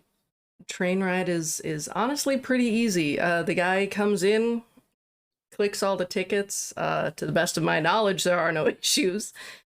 And finally, you get up to Bristol. When you get to the Bristol stop, Wissery and Kestrel, if you both look, your arrows are still saying to basically to follow the train to continue on to Andare. Do you do so? Or do you want to get off at Bristol? Bristol is where the festival was, right? Yes. The festival is no longer there if you look out the windows. I mean, I guess it says we should keep going. Right? Here's a question. What if while we're riding, it tells us we need to get off? Then I guess we get off at the next stop and backtrack. This is I mean, hopefully the next stop won't be too far out of the way. See, I'm not convinced that the tracking spells, I feel like they should have been a little more precise if you're doing magic, you know? Not always, and I mean they're the best we have right now. You see, Sorry, starting to look very nervous. The idea that we need to continue following in this direction. Is everything okay? I mean, obviously everything's not okay. Are you okay like right now? Yeah, it's. I mean, heading back into Andari, I don't know how smart of a plan that is. And if we do rescue Sylphine, she may stab me for it Why?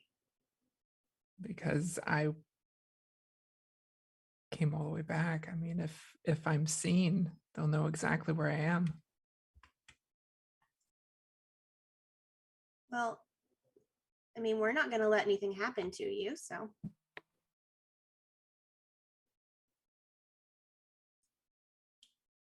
Do Some of you the want to? dangers.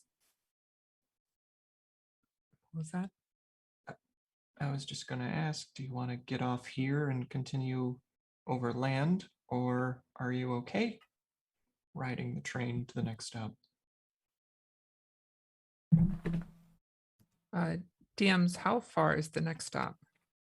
The next stop is going to be at the border where they do customs and imports between the two countries. And so that's going to be about 2 hours away On the Can't train. disguise- on the train. I can't disguise myself until tomorrow. Well, we could disguise you other ways.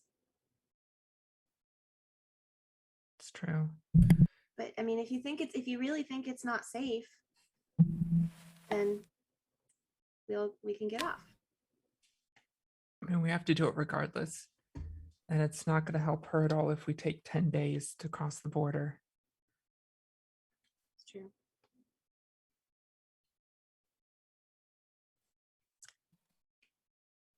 I guess we need to take the risk. Yeah, Okay. let's keep going.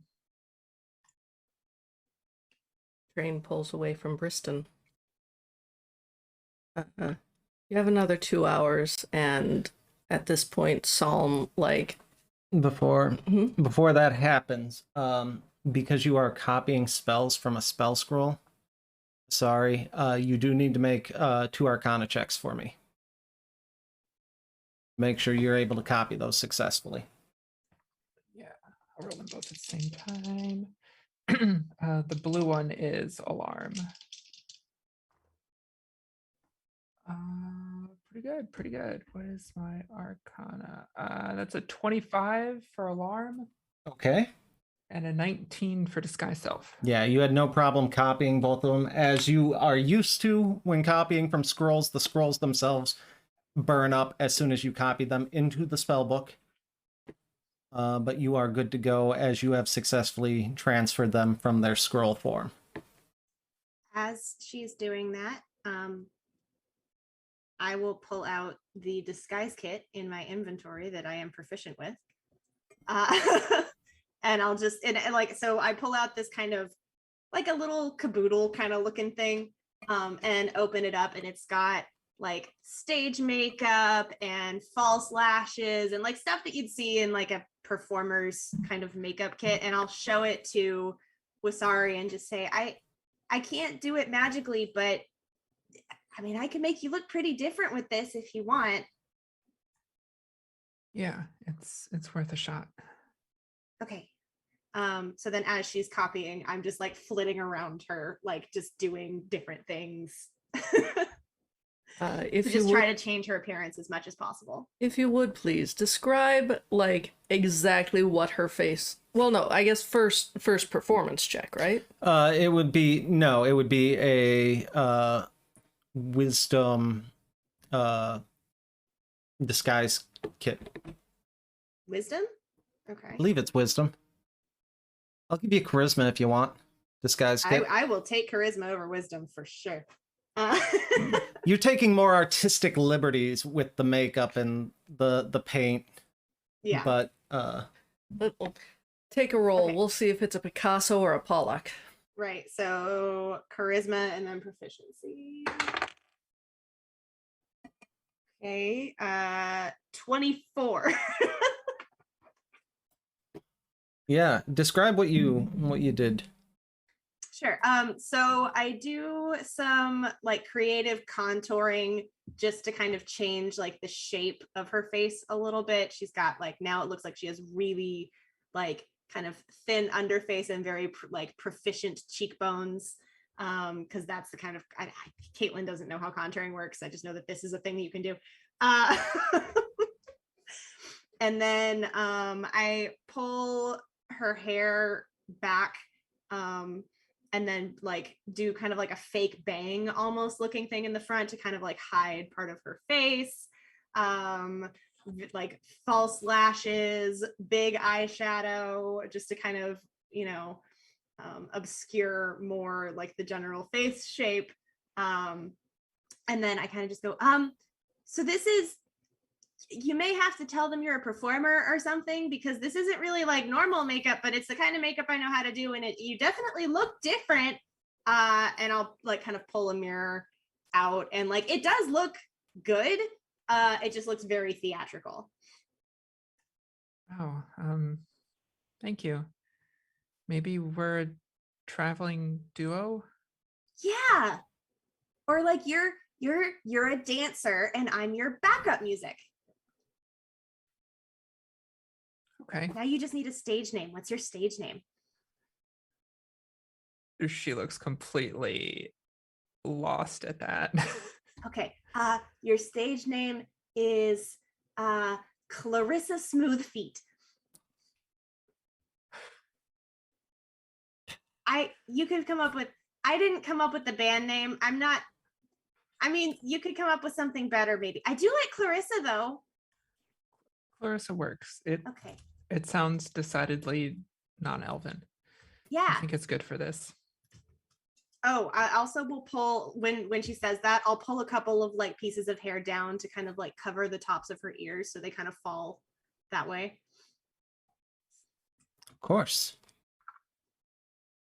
Eden, do you have any thoughts on this transformation? I am just watching and smirking the whole time because I am of no help with any of this. Yep. Clarissa Smoothfeet. Real great. Love it. Stage name. It's perfect. Absolutely perfect. Maybe we should workshop the last name a little bit. I think it's great. It's a stage name. Everyone knows stage names don't necessarily need to be real names. Yeah, I guess. Palm gives the slyest of grins and just says, besides, it means that she has a very specific clientele. Oh, now I don't like it anymore. Entertains a lot of goblins.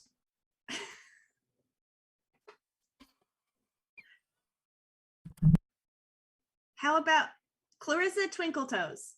That's still dancery, but it sounds less like you sell scrolls of your feet. Okay.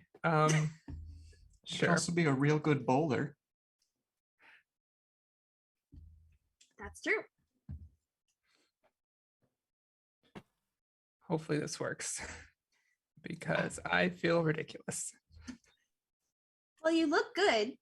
Mm-hmm. No, you do. If I do say so myself, which I do. You I did a can good barely job. Thank you, recognize Kestrel. you. That's the goal. As you spend the next hour convincing Wissery that like she looks fine, she looks gorgeous, and maybe workshopping the name a little bit, you do pull up to the Andare checkpoint, which is like as soon as you get there, the train says last stop,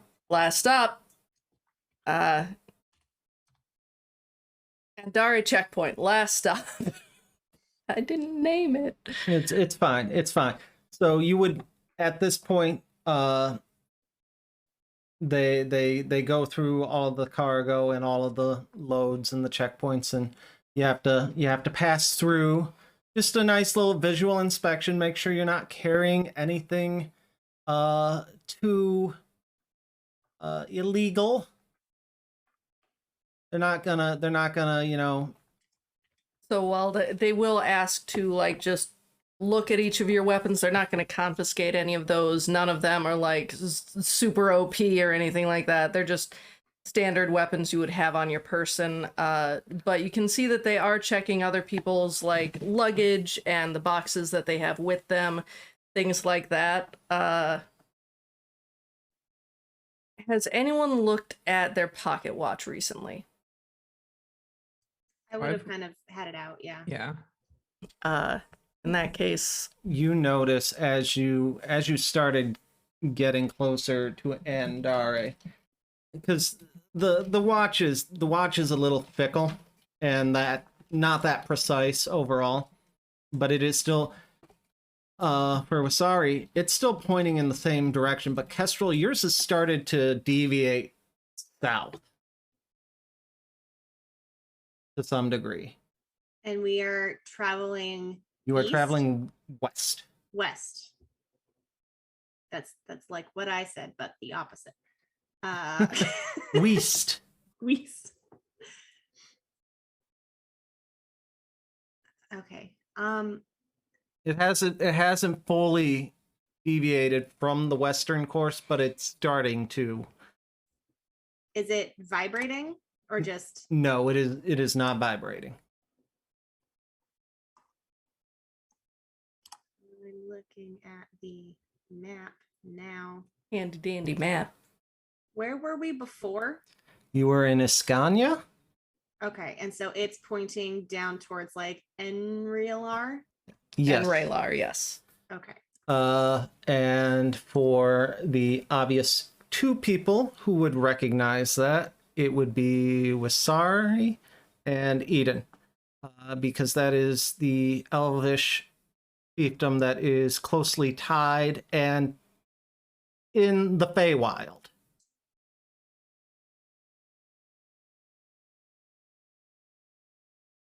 Enrilar is the Feywild? It is where you get to the Feywild from typically. There's a lot of major Okay. paths to the Feywild from there. And so a lot of the elvish people from that fiefdom reside either in the material plane or in the Feywild. Oh. And travel back and forth regularly from both. I think the paths just deviated. Which is fine. I mean, we should keep going and we can find my band later. We don't have to go there right now. Because this is, time sensitive. So just a note that they were somewhere south. And we can check that out another time. They're south. It's going to be a bit more complicated to find them, probably. Yeah, probably. We've got 5 days, so see, we get in, get out, and we're on to the next search and rescue. Are you sure you're okay putting it off, Kestrel? Yeah.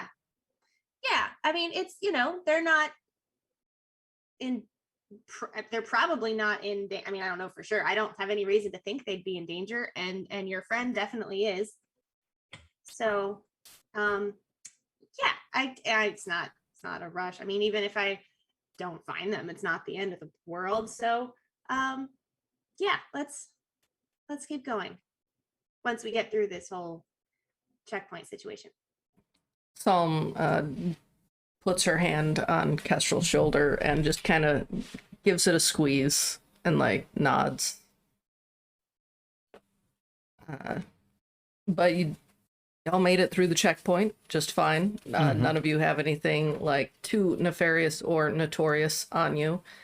Wissery, a lot of people like give you looks, but it's not looks of recognition so much as the looks like Sally Parton probably gets these looks. And I will say my bangle, I probably would have dropped it down my shirt if they're just doing like physical checks, because it does have Andari's heraldry carved into it. But yeah, as long Okay. as they didn't find it.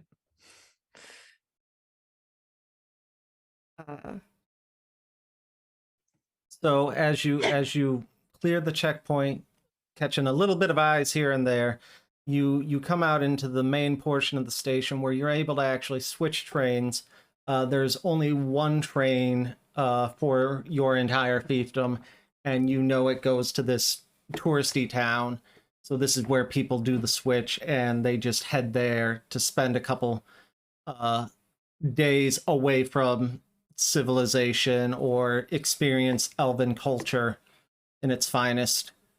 Is that the old capital? What's that? The old capital? The old capital. Yes, that is correct. And you visited a couple of times, but you probably felt it was really tacky because they just like, oh yes, everything's clearly blown out of proportions here. This is not, we don't do any of this. It's your standard like kitschy elf stuff, like get your name on a placard in Sylvan Elvish. Yes. So this is the first time. Sorry. Oh, I was gonna say, get your own elvish longsword. It's from Master Elven Crafters, and it's garbage. Yeah. So this is the first time I've been back. What does the military presence here look like? So it doesn't seem to have increased any. Okay. That you haven't on the borders, especially. There does not seem to be an increase in military presence. But give me a perception check or an insight check. I'll let you make one or the other. I'll do perception. Not great. 12. Yeah, the military presence on the border here seems to be about as small as it usually ever was whenever you did visits to the station to see how your nation functioned as part of your learning trips. Right. I guess I'll lead everyone else to the next train. You're able to get on there very easily, no issues, and again, you're out of train. Yes, this one's only an hour into the country from here, but that would be practically a day's travel on horseback, so it saves a lot of time. And when you finally, oh, I'm sorry. I say, as we get on the second train, Kestrel kind of like looks at her pocket watch and like kind of pauses for a second and then puts it in her bag. Okay. So she's not actively looking at it at this point. Okay. The whole ride, Wasari is looking out the window. Her leg is bouncing. She looks very much on edge. The good news is, like, looking around you as you enter the train, first of all, like, weirdly enough, the train is a little bit different once you get into Andare. Just, you can see a lot of falcon symbolism and things like that all over. You can see that most of the materials that are used are probably a burgundy, a nice deep red color, or they have either gold or a very light brass or brass to all of their detailing. So it's just that little bit. It's not that it's fancier, but it's differently detailed. As you head onto the train, or as you get onto the train to Enmaya, you are able to find a cabin, and you notice that most of the people that are around you are not elvish. Like, you might have one or two, but they also look like maybe they are a drow or a sea elf. Like they are not. Most of the people heading towards this town are not citizens of Andare themselves. Do they have like merch on? Is like when you get on a flight to Orlando and like half the people have Mickey Mouse shirts on? Yeah, there are some that have like it's a. I'm gonna have to upload this onto the Discord. They have a circle with a falcon swooping under a sunrise, and they're at varying degrees of styles. So, you know, some of them look like they were painted on, some look like some form of airbrushing or embroidery, things like that. There are tons of styles with that on, or I went to Andare and all I got was this t-shirt.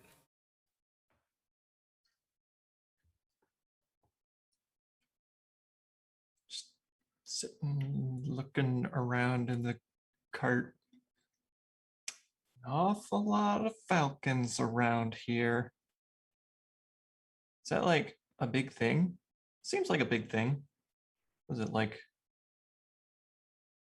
Well, I'm told it's part of their crest. Whose crest? The House Spring Fate. Interesting. Tell me more.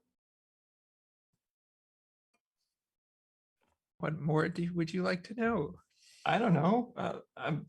I'm visiting. It's exciting. It's a new culture. Same to me.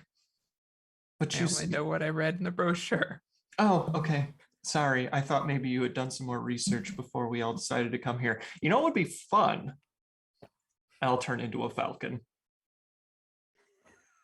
And I'll just stand on my chair as a falcon. Uh-huh. In your head here. I'm a falcon now.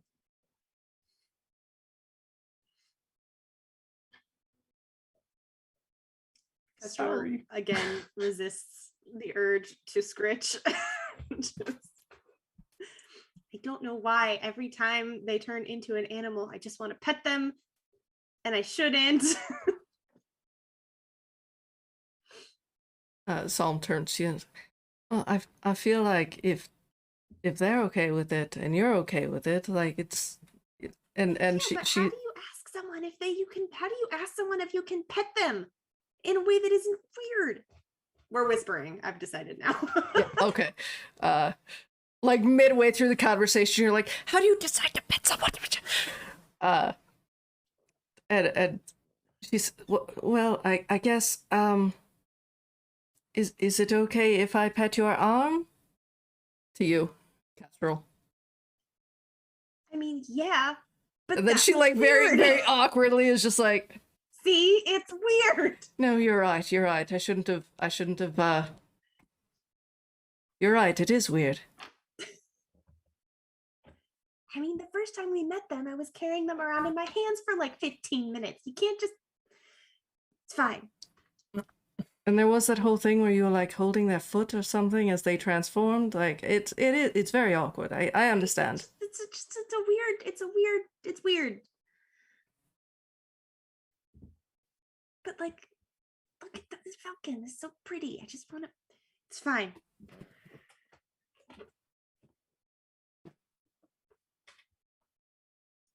I just realized I can't falcon.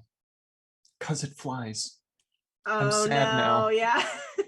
You try to change into a falcon and you change into a falcon that has no feathers. Oh. Oh, I love it. Good try. Not Just quite, like a but good plucked try. chicken. Yeah, you're just. Oh. Didn't think that one through. I mean, if it helps, like it makes it a lot easier for Kestrel to not want to pet you. Yep, that's correct. Bald falcon. Worked out. And I'll shift back, realizing I'm not going to be able to do that. All right. Limit found. All right. I'm done. I'm just going to holed up in the corner of the booth now. Draw less attention to myself.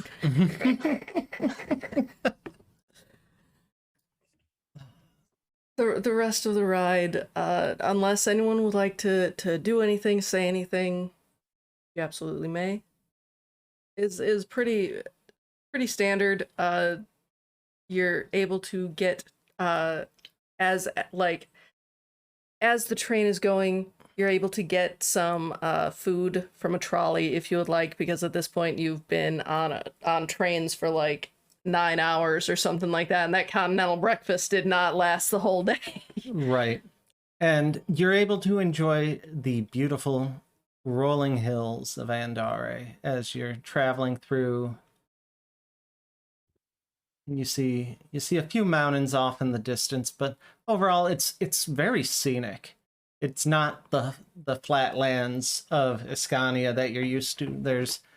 There's nature and beauty in it, and you see a couple of sparse forests here and there throughout the land. Slowly, the train pulls up to Enmaya, which is the tourist town. Yes. As you step off, does anyone want to do anything last minute before you step off the train? Checking the watch. As you check the watch, you notice that it is now started to deviate from the western course to the north. So still, but it's like from west to northwest. Like it's getting more specific now. Yes. So it's no longer the direction the train is going. This is the only stop for the train. Okay. So yeah, It's You- not pointing at the capital. it is not pointing at the capital. In fact, if you want to give me a history check, I can give you 1 to 2 things that it might be pointing at. The natural 19 for 25. Okay, so you know that depending on where it is going, because it's not too precise now, there are a couple villages up that way. There's a port town that is specifically for dealing with the sea elves up there, and then there's also some old ruins in that area that you can think of off the top of your head.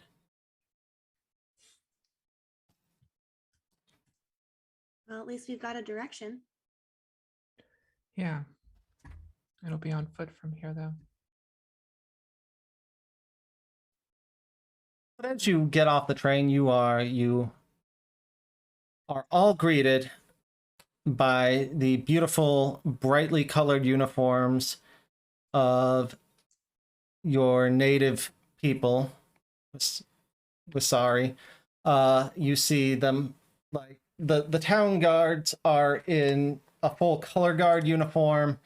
They have the green tights and the feathered caps, and they're all walking around with bows. And you can tell the strings probably would snap if they tried to pull them.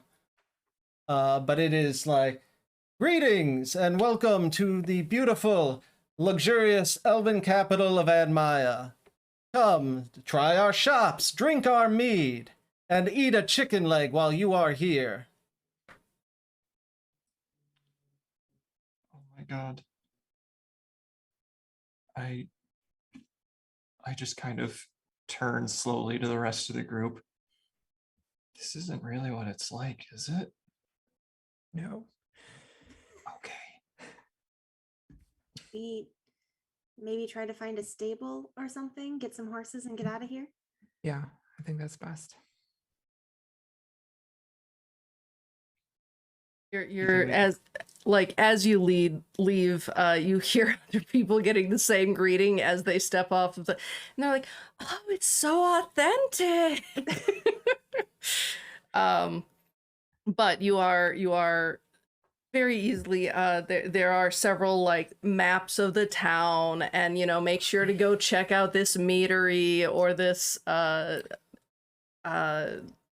merchandise shop, etc. You notice that half the town probably consists of bed and breakfasts for you to stay in. But you are able to find a stable.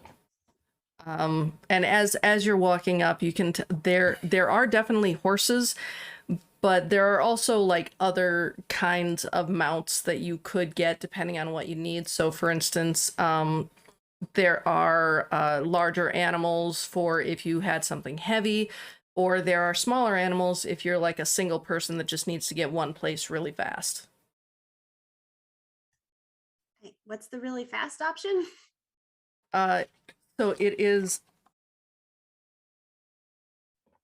Oh shoot! I used to remember what it was. It looks like an ostrich. An axe beak. Thank you. They have axe beaks you can ride. How much are those? Yeah, if they're fast. They're pretty fast. Are you renting or buying the mount? What is Depends what on are the the prices? prices. Yeah. Okay. To buy an axe beak, it's only 50 gold. If you rent it, it's only 5 gold a day. And you can drop it off at any of the major stable locations. Well, we should probably rent then. I mean, I don't think we're going to be here for. Well, hopefully it doesn't take us 10 days. Yeah, I worry about them surviving, but we'll cross that bridge if we come to it. Oh yeah, what do, if they don't make it, do we just pay the difference or? If you're wondering if the mount dies? Mm-hmm. Like, are you- Terrible accident, bandits, you don't know. Yeah, we don't have insurance, so just wondering. we have you put down a deposit. Okay, what's the deposit? The deposit's going to be 10 gold per axe beak. And then if they don't die, you do have to make up the difference. Or if they do die. If they don't die, you don't have to make up the difference. Okay. Right. So that'll be 50 gold then. How many days are you planning to rent?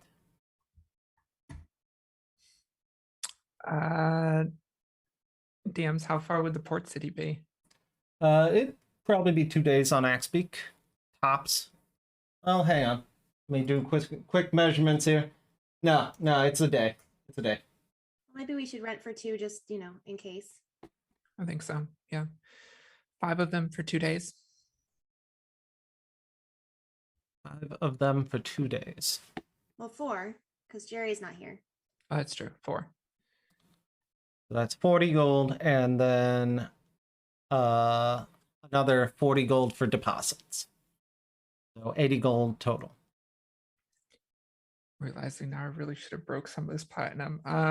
You will, so they punch out tickets for you and they hand them to you, and you see it's marked for 2 days from now on the calendar. They circle there.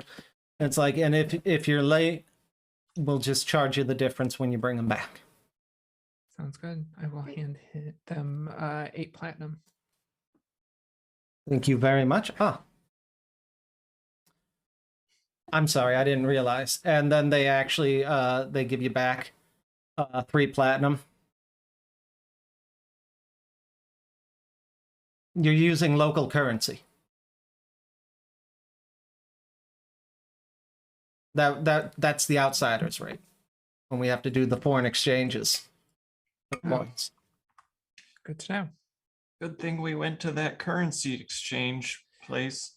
Yeah, that was a good call. it really was. Mm-hmm.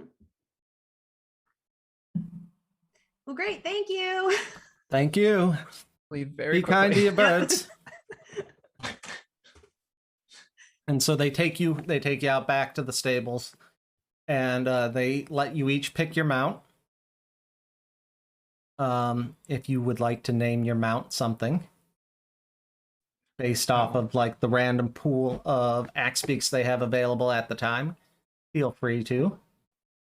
I want to get attached. Do they have names when they're not being rented? Yes, they absolutely have names when they're not being rented. So I'm just saying, if you as players want to name your axe beaks and like Oh, pick a okay. specific axe beak See, then I would named get them X, confused. Y, or Z, Yeah. or we can assign a name for it for you. Well, we all found out what happens when I try to name things. So I think assigning names will work. I'd like mine to be named Scrubbly. Scrumbly, Probably. Scrubbly. With 2 Scrubbly, B's. Scrubbly. fantastic. Yes, you find an axe beak named Scrubbly. Eden, can you name mine too? Drano. Reno. Mm-hmm. Thinking the pattern, I'm gonna find one named Primrose. Yes. Psalm gets one called Verse. Okay. All right. So we got Scrubbly, Drano, Primrose, and Verse. You are all able to get the mounts pretty easily. The person who hands them off to you like explains the base. It's similar to riding a horse, but also different from riding a horse because the turn radius, oh boy, is so much smaller. You got to lean into those corners. Yeah, and basic care and things like that. They do give you food enough for them to be able to eat during the time. Like that's part of The what rental you paid fees, for. So you can stick that in your inventory. Axebeak food. 2 days. 2 days. Each. 2 days Axebeak food. And you're able to mount up and head out. If you would please, animal handling check. How much do your birds love you, or not? Let's see how Scrubbly feels about Eden.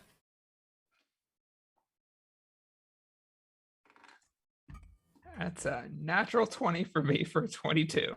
Fantastic. Oh, the difficulty is based off the name they have, by the way. Oh my god, Drano loves me so much. That's a 21.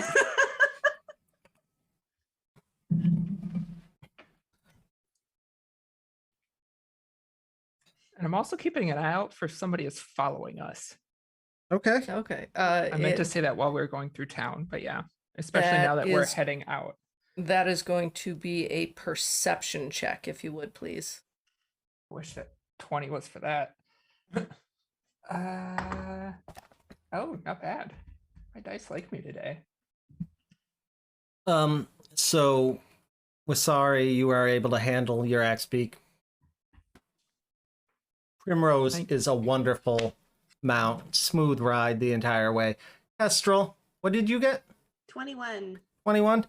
Drano tries to chase things around whenever it sees movement in like foliage or grass, like small woodland creatures. It will try to eat them, but you manage to keep Drano under control. And then Eden, what did you get? So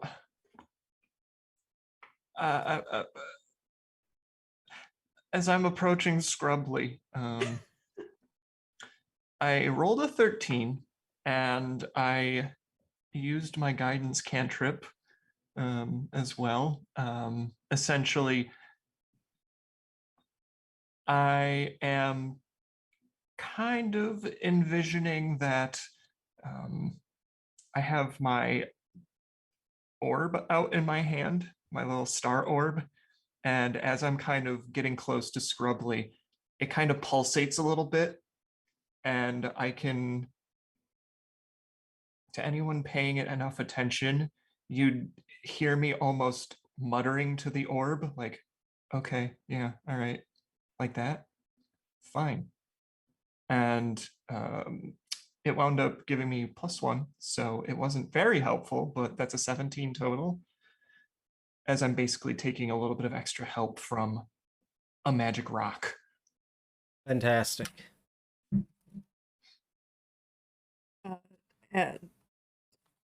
For verse, for psalm, She got on the die what she needed to get. So like she struggles like just a little bit as far as verse, and she kind of like does a thing where she turns Verse's head towards her and says, "You are going to behave." And then just like lets it back forward, and all of a sudden Verse just kind of like straightens up and goes the way that Psalm wants. And then as for Scrubbly, Scrubbly is very obstinate at first, but you are able to convince Scrubbly to stay on the trail and not try to, like, buck you from its back.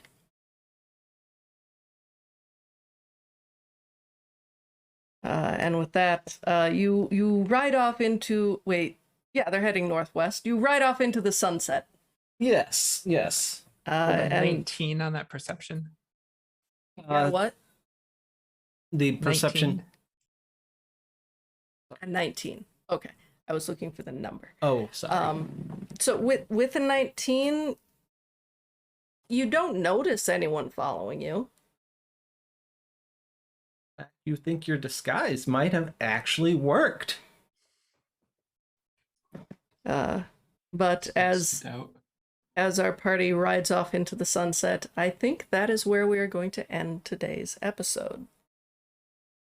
So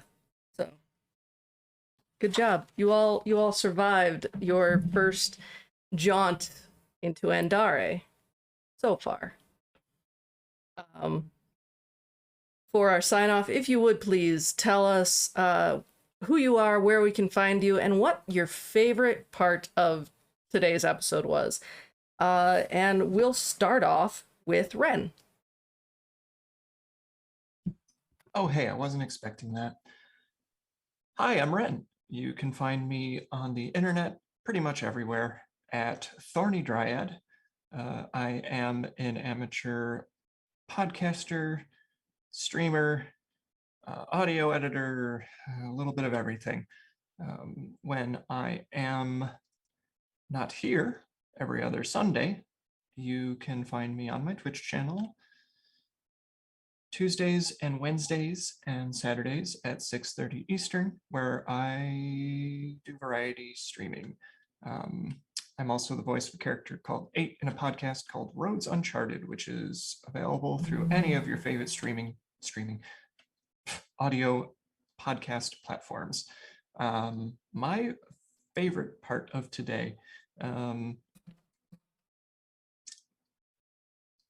I really liked the touching exchange between Kestrel and Jerri when Jerri shared the locket. I thought that was really, really sweet. So that is me. Do you want me to pop it, or do you want to call on your next victim?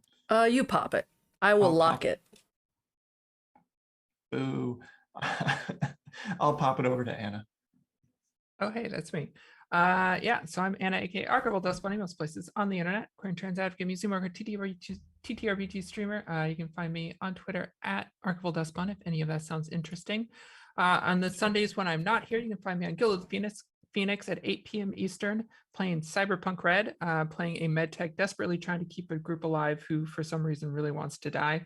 Mondays, you can find me on Weave the Tale, playing Alien Paradiso Lost. There's a lot of horror. It's been very intense and people have died already. So if that's the kind of game you're looking for, check it out. Tuesdays, you can find me on Black Feather Guild at 8 p.m. Eastern playing Dragon Age. It's a 2-party campaign that will eventually merge together towards the end of the season. I play a very personable crow, dragging the party along as she looks for her sister. And Wednesdays, you can find me on Valdrin's channel at 8 p.m. Eastern, playing Morphs in the Swamp, which is an Animorphs-themed Blades in the Dark campaign. Our finale is this weekend. We are going to space. We made some calls last episode that were questionable, and now we're stuck in a spaceship. So yeah, if podcasts are more your thing, you can find me on Response Team Omnicron, which is an actual Lancer actual play podcast playing through No Room for a Wallflower. Our the premiere of our first episode has been pushed back to the first week of November, unfortunately, but it is well worth the wait. We've recorded a few episodes now, and it's a really great group, so definitely check that out when it cocomes out. And just announced Heroes of the New Halcyon, which is a City of Mist actual play following teenage superheroes who have since grown up and moved away and have come back to find a very different city than what they recognize. Yeah, best place to find where and when I'm streaming is on Twitter. And I guess we'll pop it over to Caitlin. Your favorite part of today. Yes. As soon as I said it, I remembered it. Favorite part of today was Mars Capone, the Goblin. The Goblin noir detective, I guess. I don't know. I really enjoyed them. Okay, my name is Caitlin, aka Theaterphile. Pay no attention to that chat command. It is still incorrect. I am a variety streamer that focuses on vintage and older console games. I'm currently playing Ocarina of Time and Buffy the Vampire Slayer Chaos Bleeds, and I'm about to start Final Fantasy VII. We did finish Kingdom Hearts 2 and Super Mario RPG a little ways back, but those VODs are still available if you want to check them out. I also play tabletop RPGs on my channel occasionally and around the internet. The best place to stay up to date on what I'm playing when is by following me on Twitter at @atheaterphile. I am, in addition to Shifting Echoes, I have a couple of things coming up on the 22nd. I'm going to be on Slothmeister 11's channel. He's one of my offline DMs who is doing his first streaming game. We're doing a one-shot based on Snow White and the Seven Dwarves, but like the Grimm version, not the Disney version. So it's going to be kind of dark and gruesome. We're all playing dwarves. It's going to be a good time. So that's on the 22nd.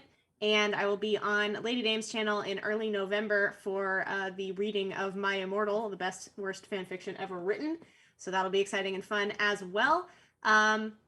Other than that, yeah, you can catch me playing the terrible Buffy PlayStation 2 game on Wednesday nights, Ocarina of Time on Sunday afternoons. It'll start at 3 p.m. Pacific today, if you want to check that out. And whenever I feel like it, I also drop Mass Effect games in there. That hasn't happened in like a month, but that's because I have no time. Those should start picking back up in November as well. Other than that, yeah, Twitter's the best place to find out what I'm up to. And I'm going to pass it back over to our wonderful DMs. Oh, and my favorite moment was also Mars Capone. Okay. You? Fantastic. Yes, I will start. My name is Teral, and you can find me over at twitch.tv/Teral Plays It All, where I play a variety of games. I just finished up Banjo-Kazooie, and I think I'm probably going to start doing Jedi Fallen Order now, and hopefully play through that. You can also find me over on Friday nights for Frightful Friday Nights with Gonah on her channel, and then I also do this every other week. And coming up next month for me, I will also be participating in the My Immortal fan fiction read over at Lady Dame's channel. And so other than that, that is all I have going on. My favorite part of the show would have to have been probably when Iden decided to turn into a velociraptor. Just digging through those old dinosaur books. And so I am going to kick it over to Gonah. Hi, I'm Gonah. This is all the places you can find me. The places that I post to most are Twitter and TikTok, like daily at minimum.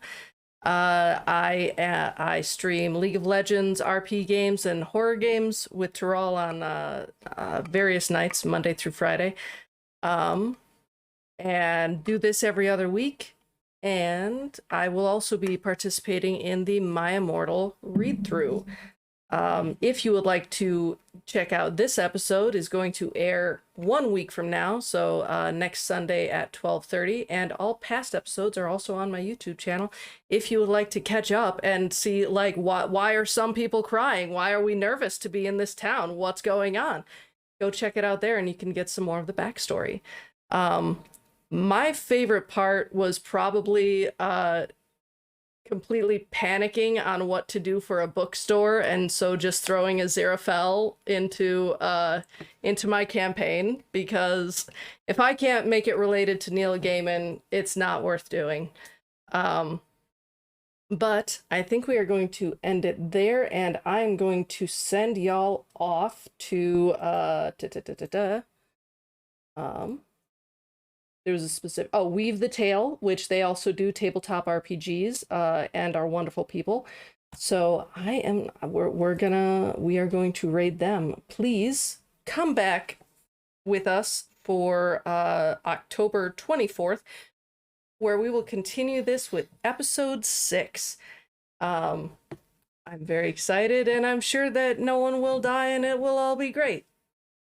See you next time. Bye. Bye.